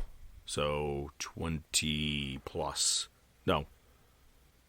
Yeah, 20 plus. And somehow people are like, oh, so you got kids? You get down the story and, you just start giving them a streamline. I could go with we were trying to have kids, had cancer, blah, blah, blah, blah, blah, blah, blah. And through that also found out that I was born with, Now I'm just straight to the fucking punch. Like, do you guys have kids? Nah, apparently I was born with a fucking vasectomy. Really fucking weird. So we actually travel full-time in an RV now. People are like, the fuck? Well, get to the meat of the matter here. You asked, asshole. You know what I mean? And if they're like, well, what do you mean? Well... If you ever seen the movie Road Trip where they have to go give a specimen? I didn't get the lady with me, but I did do the fingers in the ass. Wait, where the fuck was I going with that? I have no fucking clue. I don't have a plan. Fuck, man. What's kind of funny is before I had to go do that, I had to go do the contribution to see what was up. My wife had put it in my head. She goes, I feel like all I can keep thinking about is like how many other guys have been in here and did this at the same exact spot that I'm doing it right now. And then all of a sudden came in the head while I was in there, and I was like, oh great, that's the fucking visual. Can I ask something? Why is it? Think about this for a second. Okay? Stay with me. Why don't they let your wife in there with you? Can't have any contamination of whatsoever. Well, put a fucking rubber glove on and get some fucking lube.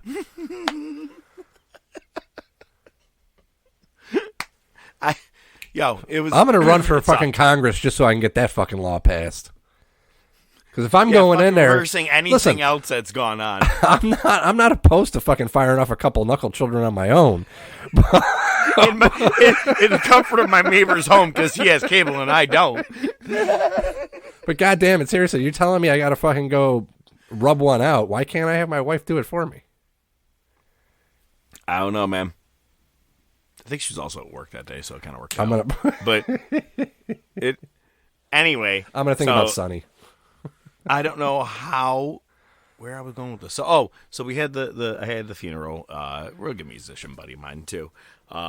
Actually, this kid. So he was a good buddy of Nate and mine. And I took a TV radio class with this kid for a couple of years as well, and he one day came to one of Nate and mine's show in Brockport. We were playing on the back deck from 6 to 10 at the Smokehouse, which is right along the Erie Canal. Yep. Boats pull up, hang out right there. It was always packed, and especially with college girls and everything. And I was single at this time. And Mark shows up one night, and he's like, "Yo, hey man, you guys want to go hit a bowl?" Yeah. Sounds good. Me and Nate just got done with our first set. We have about only an hour left. Oh, no, we got done with our second set. This is our time where we used to do a couple of breaks. Now, I plow through and I only do one break. Why? You know what I mean? I hate when I get to a goddamn bar, and they're like, great, we're going to take another break. I'm like, another break? What the fuck? Exactly. So, I mean, how demanding am I for that? But anyway, we have just barely a set left, 45 minutes. We go out to the parking lot, and it was 2005, 6. We smoke, we're all hanging out, blah, blah, blah. We're walking back up the ramp to head back out to the thing, and he goes, yo, man, that's the first time I've been actually able to share that batch with everybody. We're like, yo, it was tight. And he goes, yeah, I like hash, that's cool, man. And I was like, the fuck what'd you just say? Ruined my night, man, in a good and bad way. You know what I mean? Anyway, so. Did you look like Smokey from Friday after that, where your fucking shoulders twitching? Dude,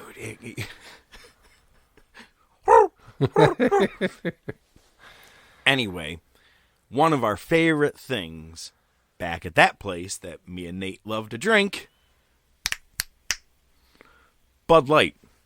And you know what's funny is how many people back then were like, it's really gay that you guys drink Bud Light. You know that? And I'm like, yeah, I know, but it's watered down. Yo, I think you may have been one of them, because probably, but then also certain guys like Crusty were like a fucking beer snob. Certain people became beer snobs. Oh, I was a beer snob. Yeah. So if I showed up with a Bud Light I was usually Bud Light, Budweiser, or Labatt's, and for those years. But I just thought it was funny because some of the funniest memes I've seen recently is I thought it was always gay to drink Budweiser. That's fucking great. I thought, I got to get I know we talked about it when you shaved. I was going to make that your new contact picture for my phone. So, glad that didn't last. Glad it did not happen. I got to get a new one, though. The last one that I have of you, it's you know how old this fucking picture is? It was I think it's from when we had that steak cook-off in Crispy's old place. Yeah, you got to show me this one of what this looks like.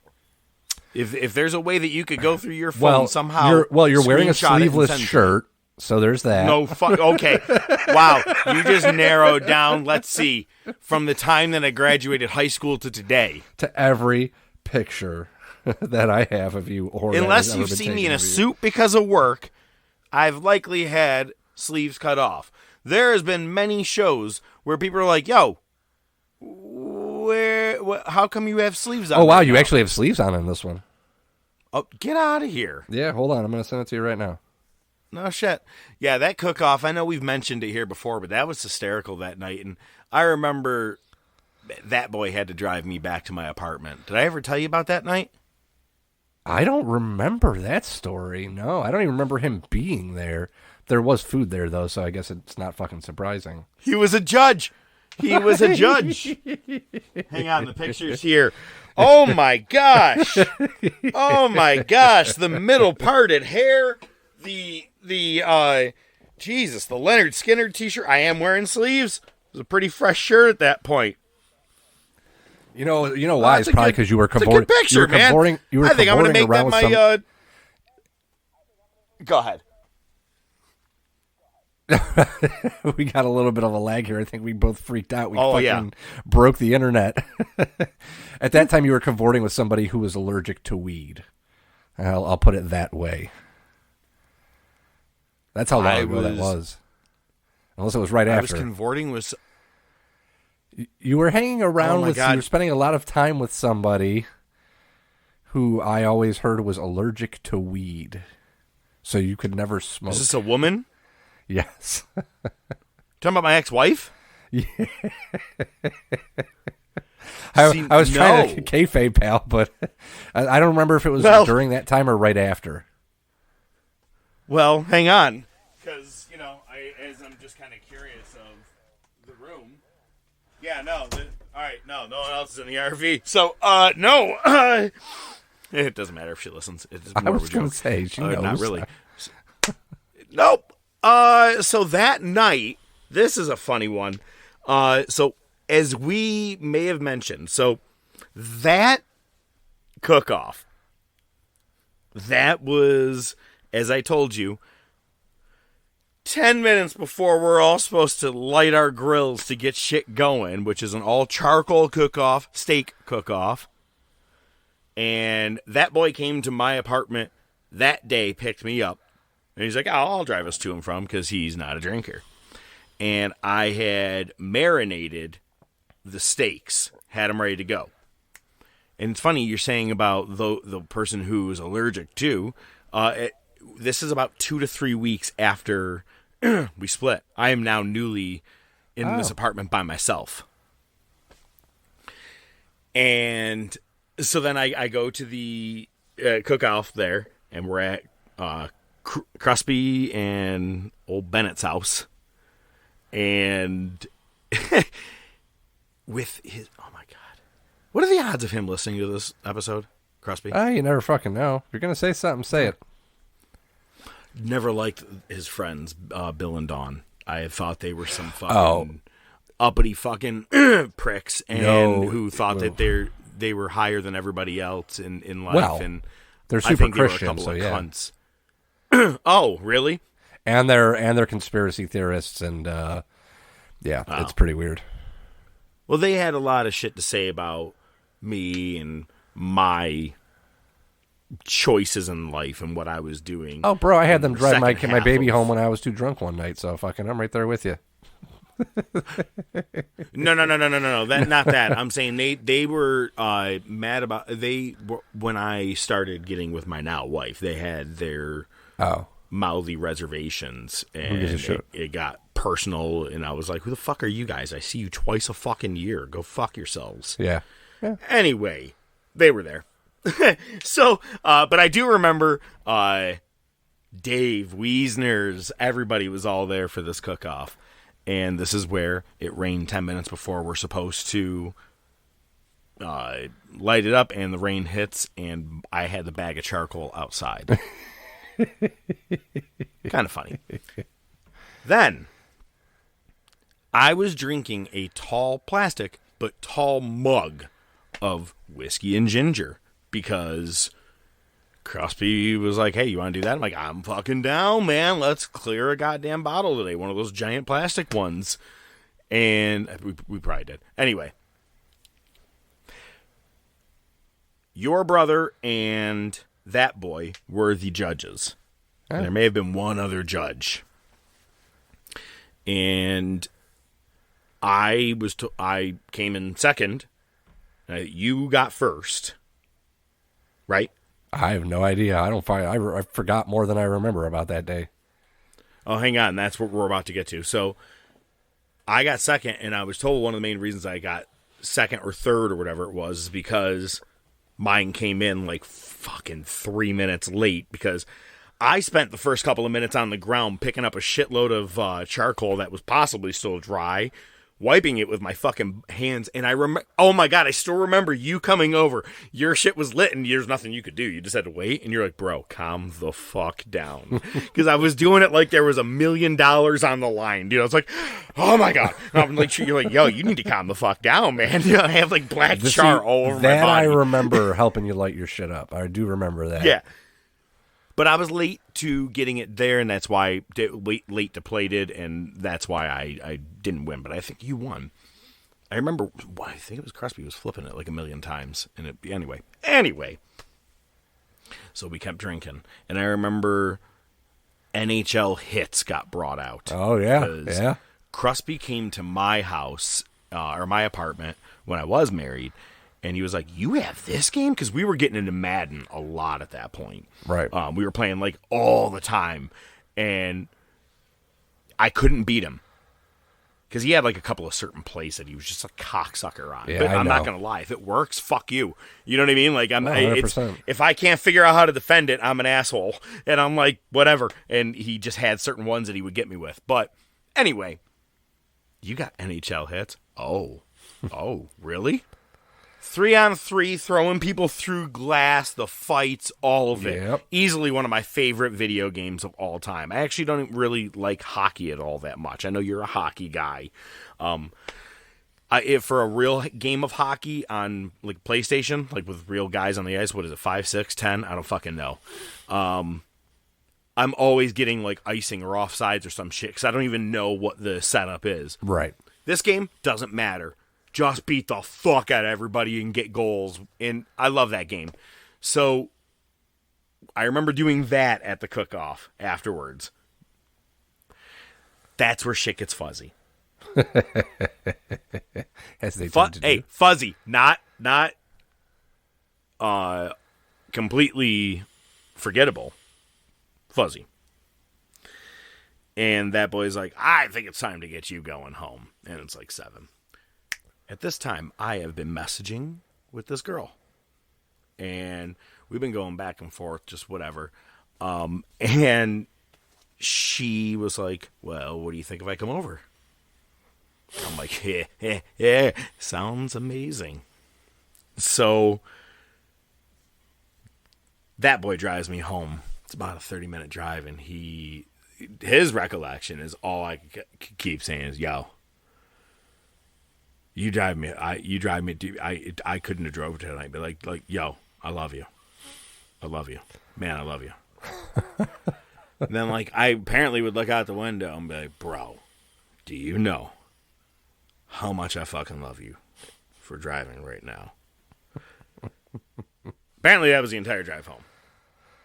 I turned on what I want to say was possibly FX Network or can't fully remember whatever it was, but they had a full goddamn marathon going of 2.5 Men. Oh, God. And I laid on the couch. I don't mind it. And I laid on the couch, passed out. And I just kept hearing, men, every now and then. And then the men, men, men, men. And if I heard the whole song, I knew an episode passed. And all of a sudden, I got a knock at my goddamn apartment door. Like, Rooney. I look through the peephole. She's here. I go, oh my God. Yeah.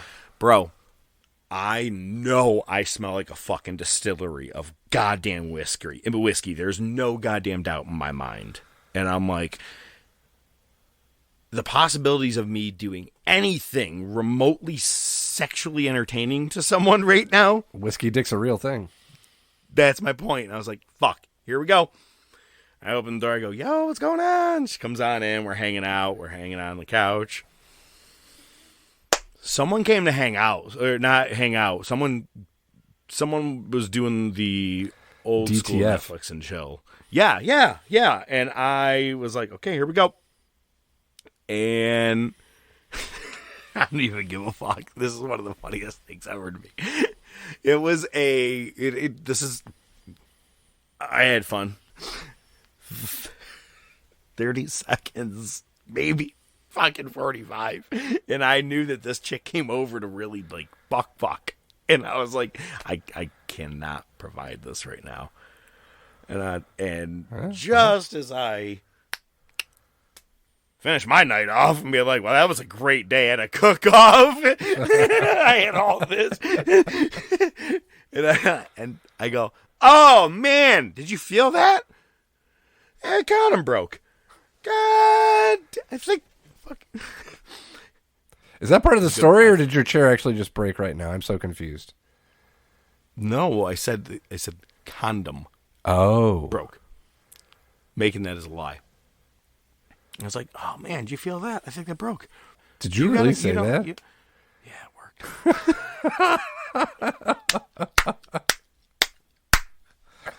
Get the fuck out of here. And a lot of it didn't. And a year later, I married that woman. Nope. I kind of figured. It was just really fucking awkward. And she's like, well. Like this conversation? Yeah. You said you wanted to have a no. Hey, I'm about to ask you where you popped your cherry next. Yeah, I'm about to start charging you by the hour. And I never saw her again. No, I was saying the whole fucking thing was all goddamn awkward as shit. All the exchange in full was about maybe 30 minutes of the knock on the door to, well, see you later. Good night, folks.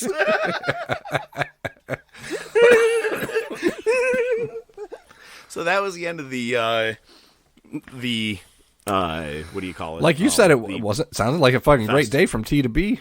That's what I was, dude, it was just whatever. Anyway, you want to have another cook-off sometime? See if your night ends the same way. I'll text my wife. There you go. I'd actually like to get back into another cook-off. Actually, so for real, my wife and I actually like to do this one challenge. I'm not sure if you ever watched the show. I believe it is called Chopped. Okay, that's with Gordon Ramsay, I believe. No, it's not. You're right. No. Yeah, it's surprisingly, it's one of the ones. It's one of the ones without. Yeah, you're right. But Chopped is where they tell you that everybody has to make the same, what do you call it? Meal. Right. Jesus Christ. You have to, hard meal. one.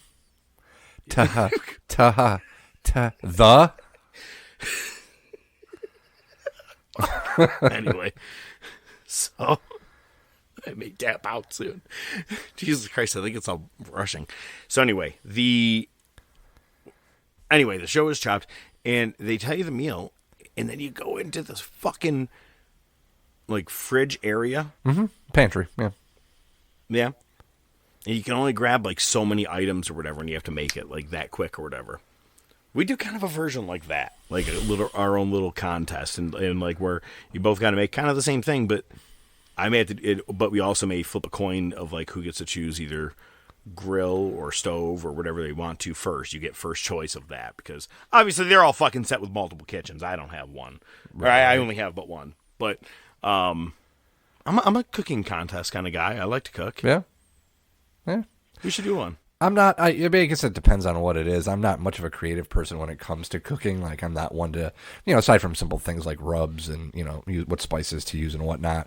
I'm not very creative. Like if it was one of those shows where it's like, all right, here's your ingredients, make something, I'd probably just fall over. But like I said, I think I just as being as proficient as I can. Yesterday I was going stir crazy. I cleaned out the smoker. That was fun. But I want to do a brisket this year. I have never done a brisket. I want to do a fucking like a big fatty 16-hour Did cook. one of those too. You want to hear about that story? Just kidding. No, but back to cooking. If there's one thing I know I could beat you in, making a sauce. God damn it! I knew. How do you fucking remember that conversation? I don't think so. Not bloody likely. Not bloody likely. Not bloody likely. I'd win. So, do you have a show that you kind of have rewatched a million times? Yeah, The Office is pretty much my rewatch show. I haven't watched it in forever, probably because I just watched the shit out of it. IT Crowd, but it's a shorter show. There's not a lot of episodes, so you can run through that one pretty quick. As of lately, it's pretty much been Kitchen Nightmares, oddly enough, and Forged in Fire. Don't know if you've ever seen that. It's like a game show for like knife making. It's pretty cool. I have. Yeah, it's pretty cool. Actually, yes, I have, because there's a Goldberg spinoff. Oh, wait. In Michigan, I went... What'd you say? Nothing. Okay. In Michigan, I went and got a knife forged. I actually went and did one myself, and nice. with a guy's guidance. Not like I just went out there and started doing some shit. It was pretty cool. Actually, I liked it. I still have that knife. I can't wait to put it in someone's throat. The reason I ask you about like shows you have on in the background or whatever is, or like keep on or whatever, is because I have a couple that I just can't stop doing, and one I might get a little made fun of, like, so, but one maybe I won't even bring that up. But when I'm on like my 9th run through right now, goddamn Breaking Bad. It's just like having it on, man. It's just such a good show. I think it's probably one of the best shows all time. I'm going to tell you right now, I think Better Call Saul's better. Oh, I absolutely agree. Holy shit. Yeah. I'll say this right now. If you need to skip ahead the next 2 minutes if you want to hear spoilers, okay? Let's go the next 2 minutes solid at the very most, and you won't hear a spoiler again. And we'll start that clock right now. Bro, the setup of everything from Howard, his fuck, I was not expecting that. That was insane. But then it's crazy to know that him and Lalo are buried below that fucking same meth lab. Mm-hmm. You know what I mean? Like, and my guy was Nacho. Fucking love Nacho. Yeah. Sad Nacho was to see cool. him go, man. Nacho was cool. Yeah, you figured he had to go eventually. The whole Salamanca family is fucking crazy. Yeah, but Better Call Saul was just fucking great. When they disappear the guy, make him look like he walked into the ocean to kill himself, but he got killed in the apartment. You know, all kinds of fucked up. The whole changing of the address on the court documents, mm-hmm. and then watching, what's his name in real life? Michael McKean? Yes. Losing his mind. It's one year after the Magna Carta. I know it. I goddamn know it. And he's like freaking the fuck out. All of it, man. Just, I think that show was equally as brilliant as Breaking Bad. I think it has a slower burn and it has less killing, obviously, compared to Saul or than Breaking Bad. But I think you're right. I think it's a better show. Yeah, Breaking Bad's still really good, though. Tuco. I love fucking Tuco. Tight. What did you do to my Tio? Oh, man, they changed the channel, man. It was his eye candy, bro. All right, we're done with the spoilers on that one. All right. It's funny because on Easter, we had family. We were all hanging out. And I was like, hey, have you seen this movie? That movie we were talking about. Whitney Houston want to dance with somebody. Yeah, and I go, spoiler, she dies. Way to ruin it, dick. Cocaine's a hell of a drug. Yeah, right. Bobby Brown's a hell of a husband. Didn't her daughter die like the same way, or almost die the Pretty same much. way? Bathtub, all that. Yeah, it was kind of crazy. Yeah, it's weird. Yeah, I liked her, man. She had a couple of hits that, like, when I was growing up. Do you remember the song "With My Baby Tonight"? Whatever you want from me, whatever you take from me, I'm your baby tonight. Maybe if I actually heard her sing it. Oh, go fuck yourself. This was from like 1990, man. It was like right before she hit with the Bodyguard soundtrack. Mm. I think my mom was listening to her before the Bodyguard soundtrack, so I think so I probably heard that song at some point. Do you want me to sing some other of my favorites? Nope. Don't make me close one more door. Put some stank on it, Ike. That's a weird movie to watch. Yeah, well, it's just a movie. Which one? Is Liar it? Liar are you talking about? Or fucking the actual, like, Tina Turner I'm talking movie? about what's love got to do with it? Yeah. Yeah. That's poor Angela Bassett. Yeah. Jesus. Poor Chris Rock. Always comes up short end of the stick. Oh man, it's like a good. All right. So I don't know what else do you have to bring to the table today? What else is gonna go? The table, yeah, the table is very full. I don't know what I'm gonna do for fucking dinner. You got anything planned? I don't know what to do. Probably the nearest bag of chips. I mean, that's not the worst thing in the world. Funyuns. Yeah. Funyuns. You hungry, girl?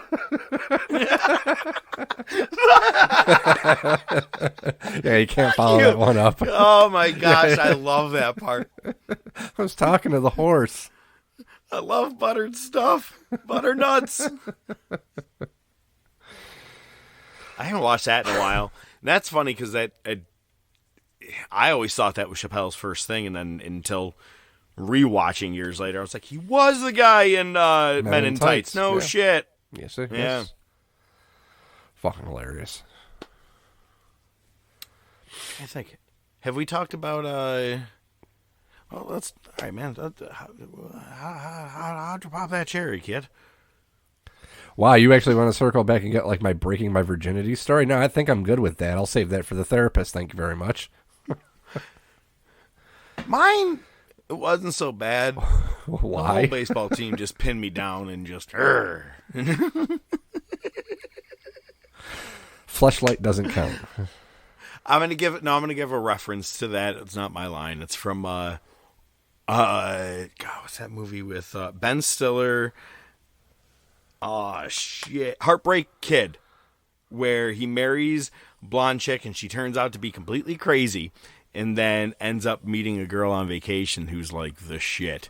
Ben Stiller's dad is played by his dad in real life, Jerry Stiller. Correct, yeah. But everybody's just talking. They're like, they're just kind of sitting around talking, and Ben Stiller goes, yeah, it's kind of like when I lost my virginity. He goes, the whole baseball team, they brought me down to the mound and pinned me down, and it was not pretty. And the lady goes, did you file sexual charges? And when someone's like, oh my God, it was a joke, and they go, about anal rape? It's one of the funniest fucking parts of the movie. I love it. All right. You wanted to know. No, I certainly did not. You just volunteered that information. Well, if you don't pick a topic, I may have to volunteer some more weird information. Go. Well, we've talked about food. We've talked about movies. We've, oddly enough, talked about your virginity. Not my, well, kind of. Yeah, totally. That night of the cook-off was not it. Yeah, well, I know. Right. Oh, shit, the rubber broke. Oh, shit, I just dropped this motherfucker just knocked the phone over. Yo, everything is all over just the knocked place. the phone over. Oh, shit. Hang on. I'm back. Fuck. Are we on the air? Testing. Oh, that didn't get recorded? All right, let me start over. So, man, do you remember that night of the cook-off? You know what's really weird, though? Jesus I know we're not Christ. supposed to talk about wrestling, but don't we kind of have to talk about wrestling at some point when we do the outro? Or do we just not really. We just go, dun, dun, dun, dun, dun, goodbye. Goodbye. 5 words. Yo, this shit is all over the place. I can't. I actually have to hunch forward like I'm. Yo, did you the MJF promo when he was sitting there and he's like, I feel like whatever he called himself. He's like, when I'm hunched over here, he's like, can you guys raise the microphone volume up? Oh, so I'm I now look like a schmuck? I said instead of bending over like a schmuck. Oh my God, everything is all over the place. That's great. It just went blurry and fucking. There's this video. It reminded me of this. There's this video. I don't know who the reaction guy, because you know reaction videos are a big thing, right? I don't know who the dude is, but there was this thing. This happened probably fucking Bro, 6, 7, 8 years ago, there was video that came out. I think they talked about it on Rover, where the chick got on the city bus and starts getting into a fight with the bus driver, and she starts swatting at him. He get the bus driver, this old dude's got to be fucking 60s, 70s. He just gets up, he goes, "You going to jail now. You going to jail now." I've seen that one. He reaches his fist down to the ground and hits the fucking hardest uppercut ever. It looks like something out of Tekken. And fucking blasts this lady. Then grabs her by the fucking hair and throws her out of the bus. So it's this guy doing a reaction video, and he watches it like 3 times. And on the 3rd time, he just like screams like, "She's dead! He just knocks the camera off the bed or wherever. That's all he could think of, because that's what it was. It was that reaction of, I'm just gonna throw this motherfucker aside here, because. Oh, dude, I'm not gonna lie. Very, very, very.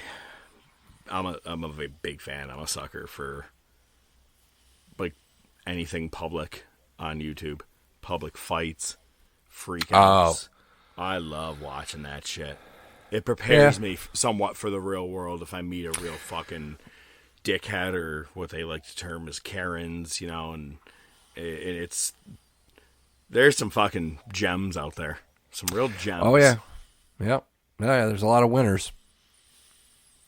A lot of winners out there. I wouldn't really call them that, but that's all right. I mean, if that's what you want to call definitely. Them. In their own eyes, probably. That's probably part of the problem, but yeah, a lot of twats out. YouTube videos is Leroy Jenkins. I just wanted to say that. Damn it, Leroy.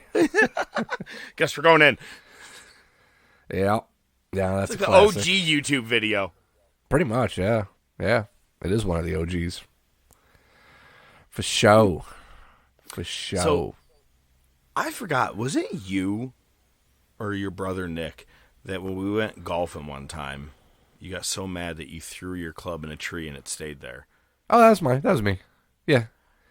I was there when you threw it, and I was there the day that it came down. We got it down, yeah. Were you there that day? Oh, yeah. Okay. I didn't know. Actually, I might have done it more than once. That day or not. I might have done it more than once. Hole 6, Ladley. Hole 6. Ladley. Yep. Isn't that Pat? No, Ladley. That's what it was called. That's right. Yeah. It was a par 3 place, right? Yep. Great place. Love that place. I liked it. You needed 3 clubs. It's like playing with like on Caddyshack 2. You only got 1 there. How many do you need? Yeah, that was a cool place. We used to go fucking there all the time, and we fucking just take our time, drink. I mean, it's a par 3. It was a super quick course. You could play twice easily. Hole 4 was the Hole 4 was the designated chicken nugget spot. Yeah, designated. Had a little bench there. Yeah, that was. You take a break real quick. Yeah, man, missed that place. Man, are they closed? Oh yeah, they've been closed for a while. So when you pulled in, there was the house there, right? There was the little cottage thing, which was where you went and paid, and bathrooms were in there. And then there was the house. So the mother lived there, but it was the son that took care of it. We actually got close with the son who oversaw the whole thing. Mm-hmm. And when my brother moved down to Duke, to North Carolina for his doctorate, we had like a little party for him there. He was super cool. He's like, yeah, bring whatever food you want. He's like, you can set up over there by the first hole. And he's like, yeah, well, just pay me this and everybody can play as much as they want. So Nick hit a hole in 1 that day on hole 6. Nice. Hole 6. Yeah. No shit. That was, I liked that course, and it was that was definitely one of my favorite ones. And it's to me, because I'm a par 3 golfer. That is my exact shit. Oh, yeah. Perfect. Yeah. I don't like when they're like, all right, this one's a par 5 coming up. I'm like, fuck. Yeah, well, fuck. Put me down for 10. At least. I'm like kicking it, and I'm like, nobody saw it. So I loved, there's a story of Mercer. One time, I thought it was at Ladley that it happened, but I think it was at like Durand. Mike tells the story a lot. Dave, he doesn't move fast. He's very methodical.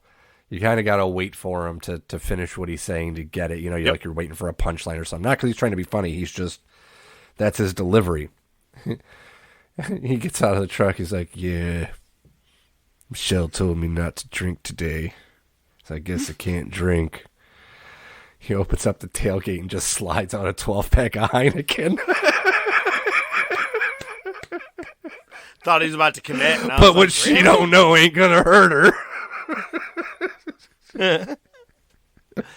Oh, man, I used to come home pretty... because we'd hit it up if we could, but as long as you teed off at, 7:30 some nights. You were able to, 7:30, you could beat the clock. Yeah. Yeah, we'd get in and try and get down there real quick. Like, who wants to go? It just kind of get down there quick. And then always tailgate afterwards. A couple afterwards. of good beers in the sun, man, and it was fun. Yeah, tailgate in the parking lot afterwards. I remember one of them, Crosby got pissed because you had pretty much every... it was when they released every Beatles album again. And you had all of them on your phone, and you were just like, all right, this one. And we were doing a name that tune. You wanted to see how quick I could be to catch some of them. And it was like, boom, wait. I'm like, Mr. Postman. It was just bam. It was fun. I had a good time with that, man. I missed that fucking course. But that's the only place I ever really golfed at. Consistently. Yeah, I think once... the mom died, I think he didn't want to maintain it anymore, and I don't think he ever got a buyer, because if you drive by, the entrance was on the road, but you had to drive back, a few hundred feet, to get to the lot. It's chained. It's chained off in front, right at the road, so you can't even go back there. What if we take our winnings from this podcast, all the money that we've made, and we invest into it? Yeah, our money will probably grow. Yeah. We'll probably do pretty good for ourselves. Our grandchildren's grandchildren may get $5 one day, but they have to split it between each other, so it's $2.50. Yeah, whatever. Okay. All right, so back to your cherry. Told you, man, don't give me... If I have no format, I'm going to just keep saying the same shit. Well, good night, folks.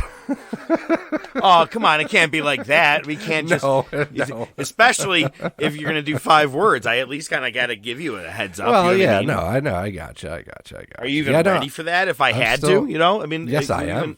Oh, no shit. All right. Well, hey, I will say, this was definitely a little bit different of an episode. You did pretty good. I did? You did? Yeah. Why is it you did pretty good? Why is it all based on me?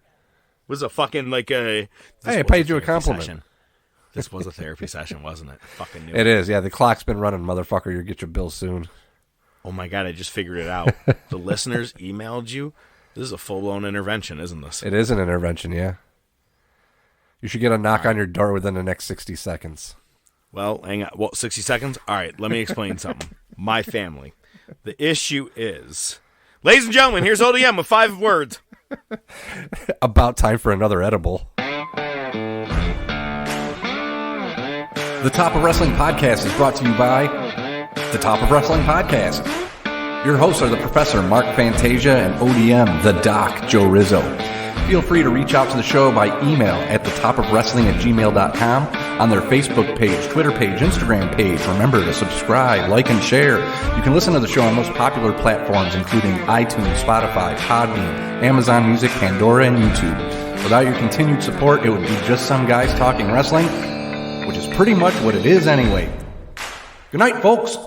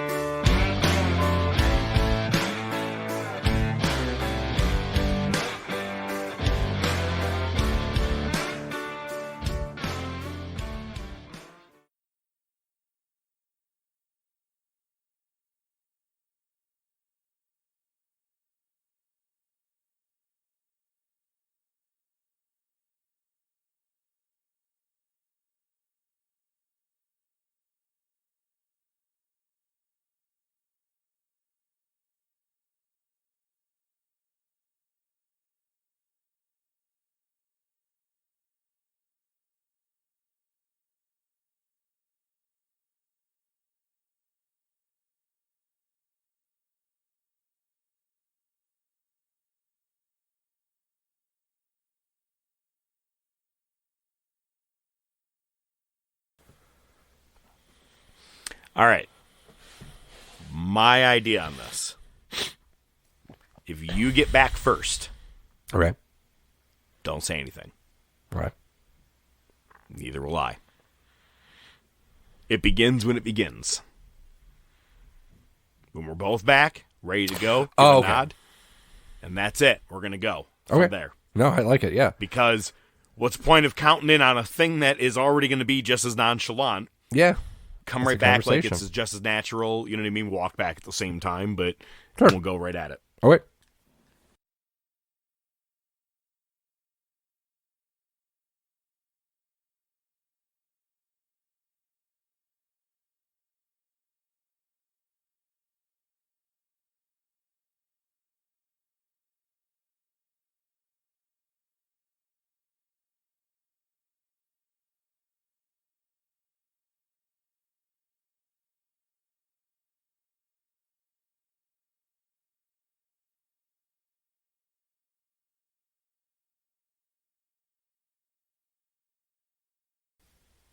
Anyway. What the fuck are you on about? What's that? What are you on about? What do you mean? I don't know what the fuck just happened. You're like, yeah, I fucking figured we could do this thing. I'm like, what? A lot of shit just went through my head. All right, what I'm going to need from you is likely the screenshot of Val Venus and that lady. Or those ladies. I'll take care of it. The rubber broke.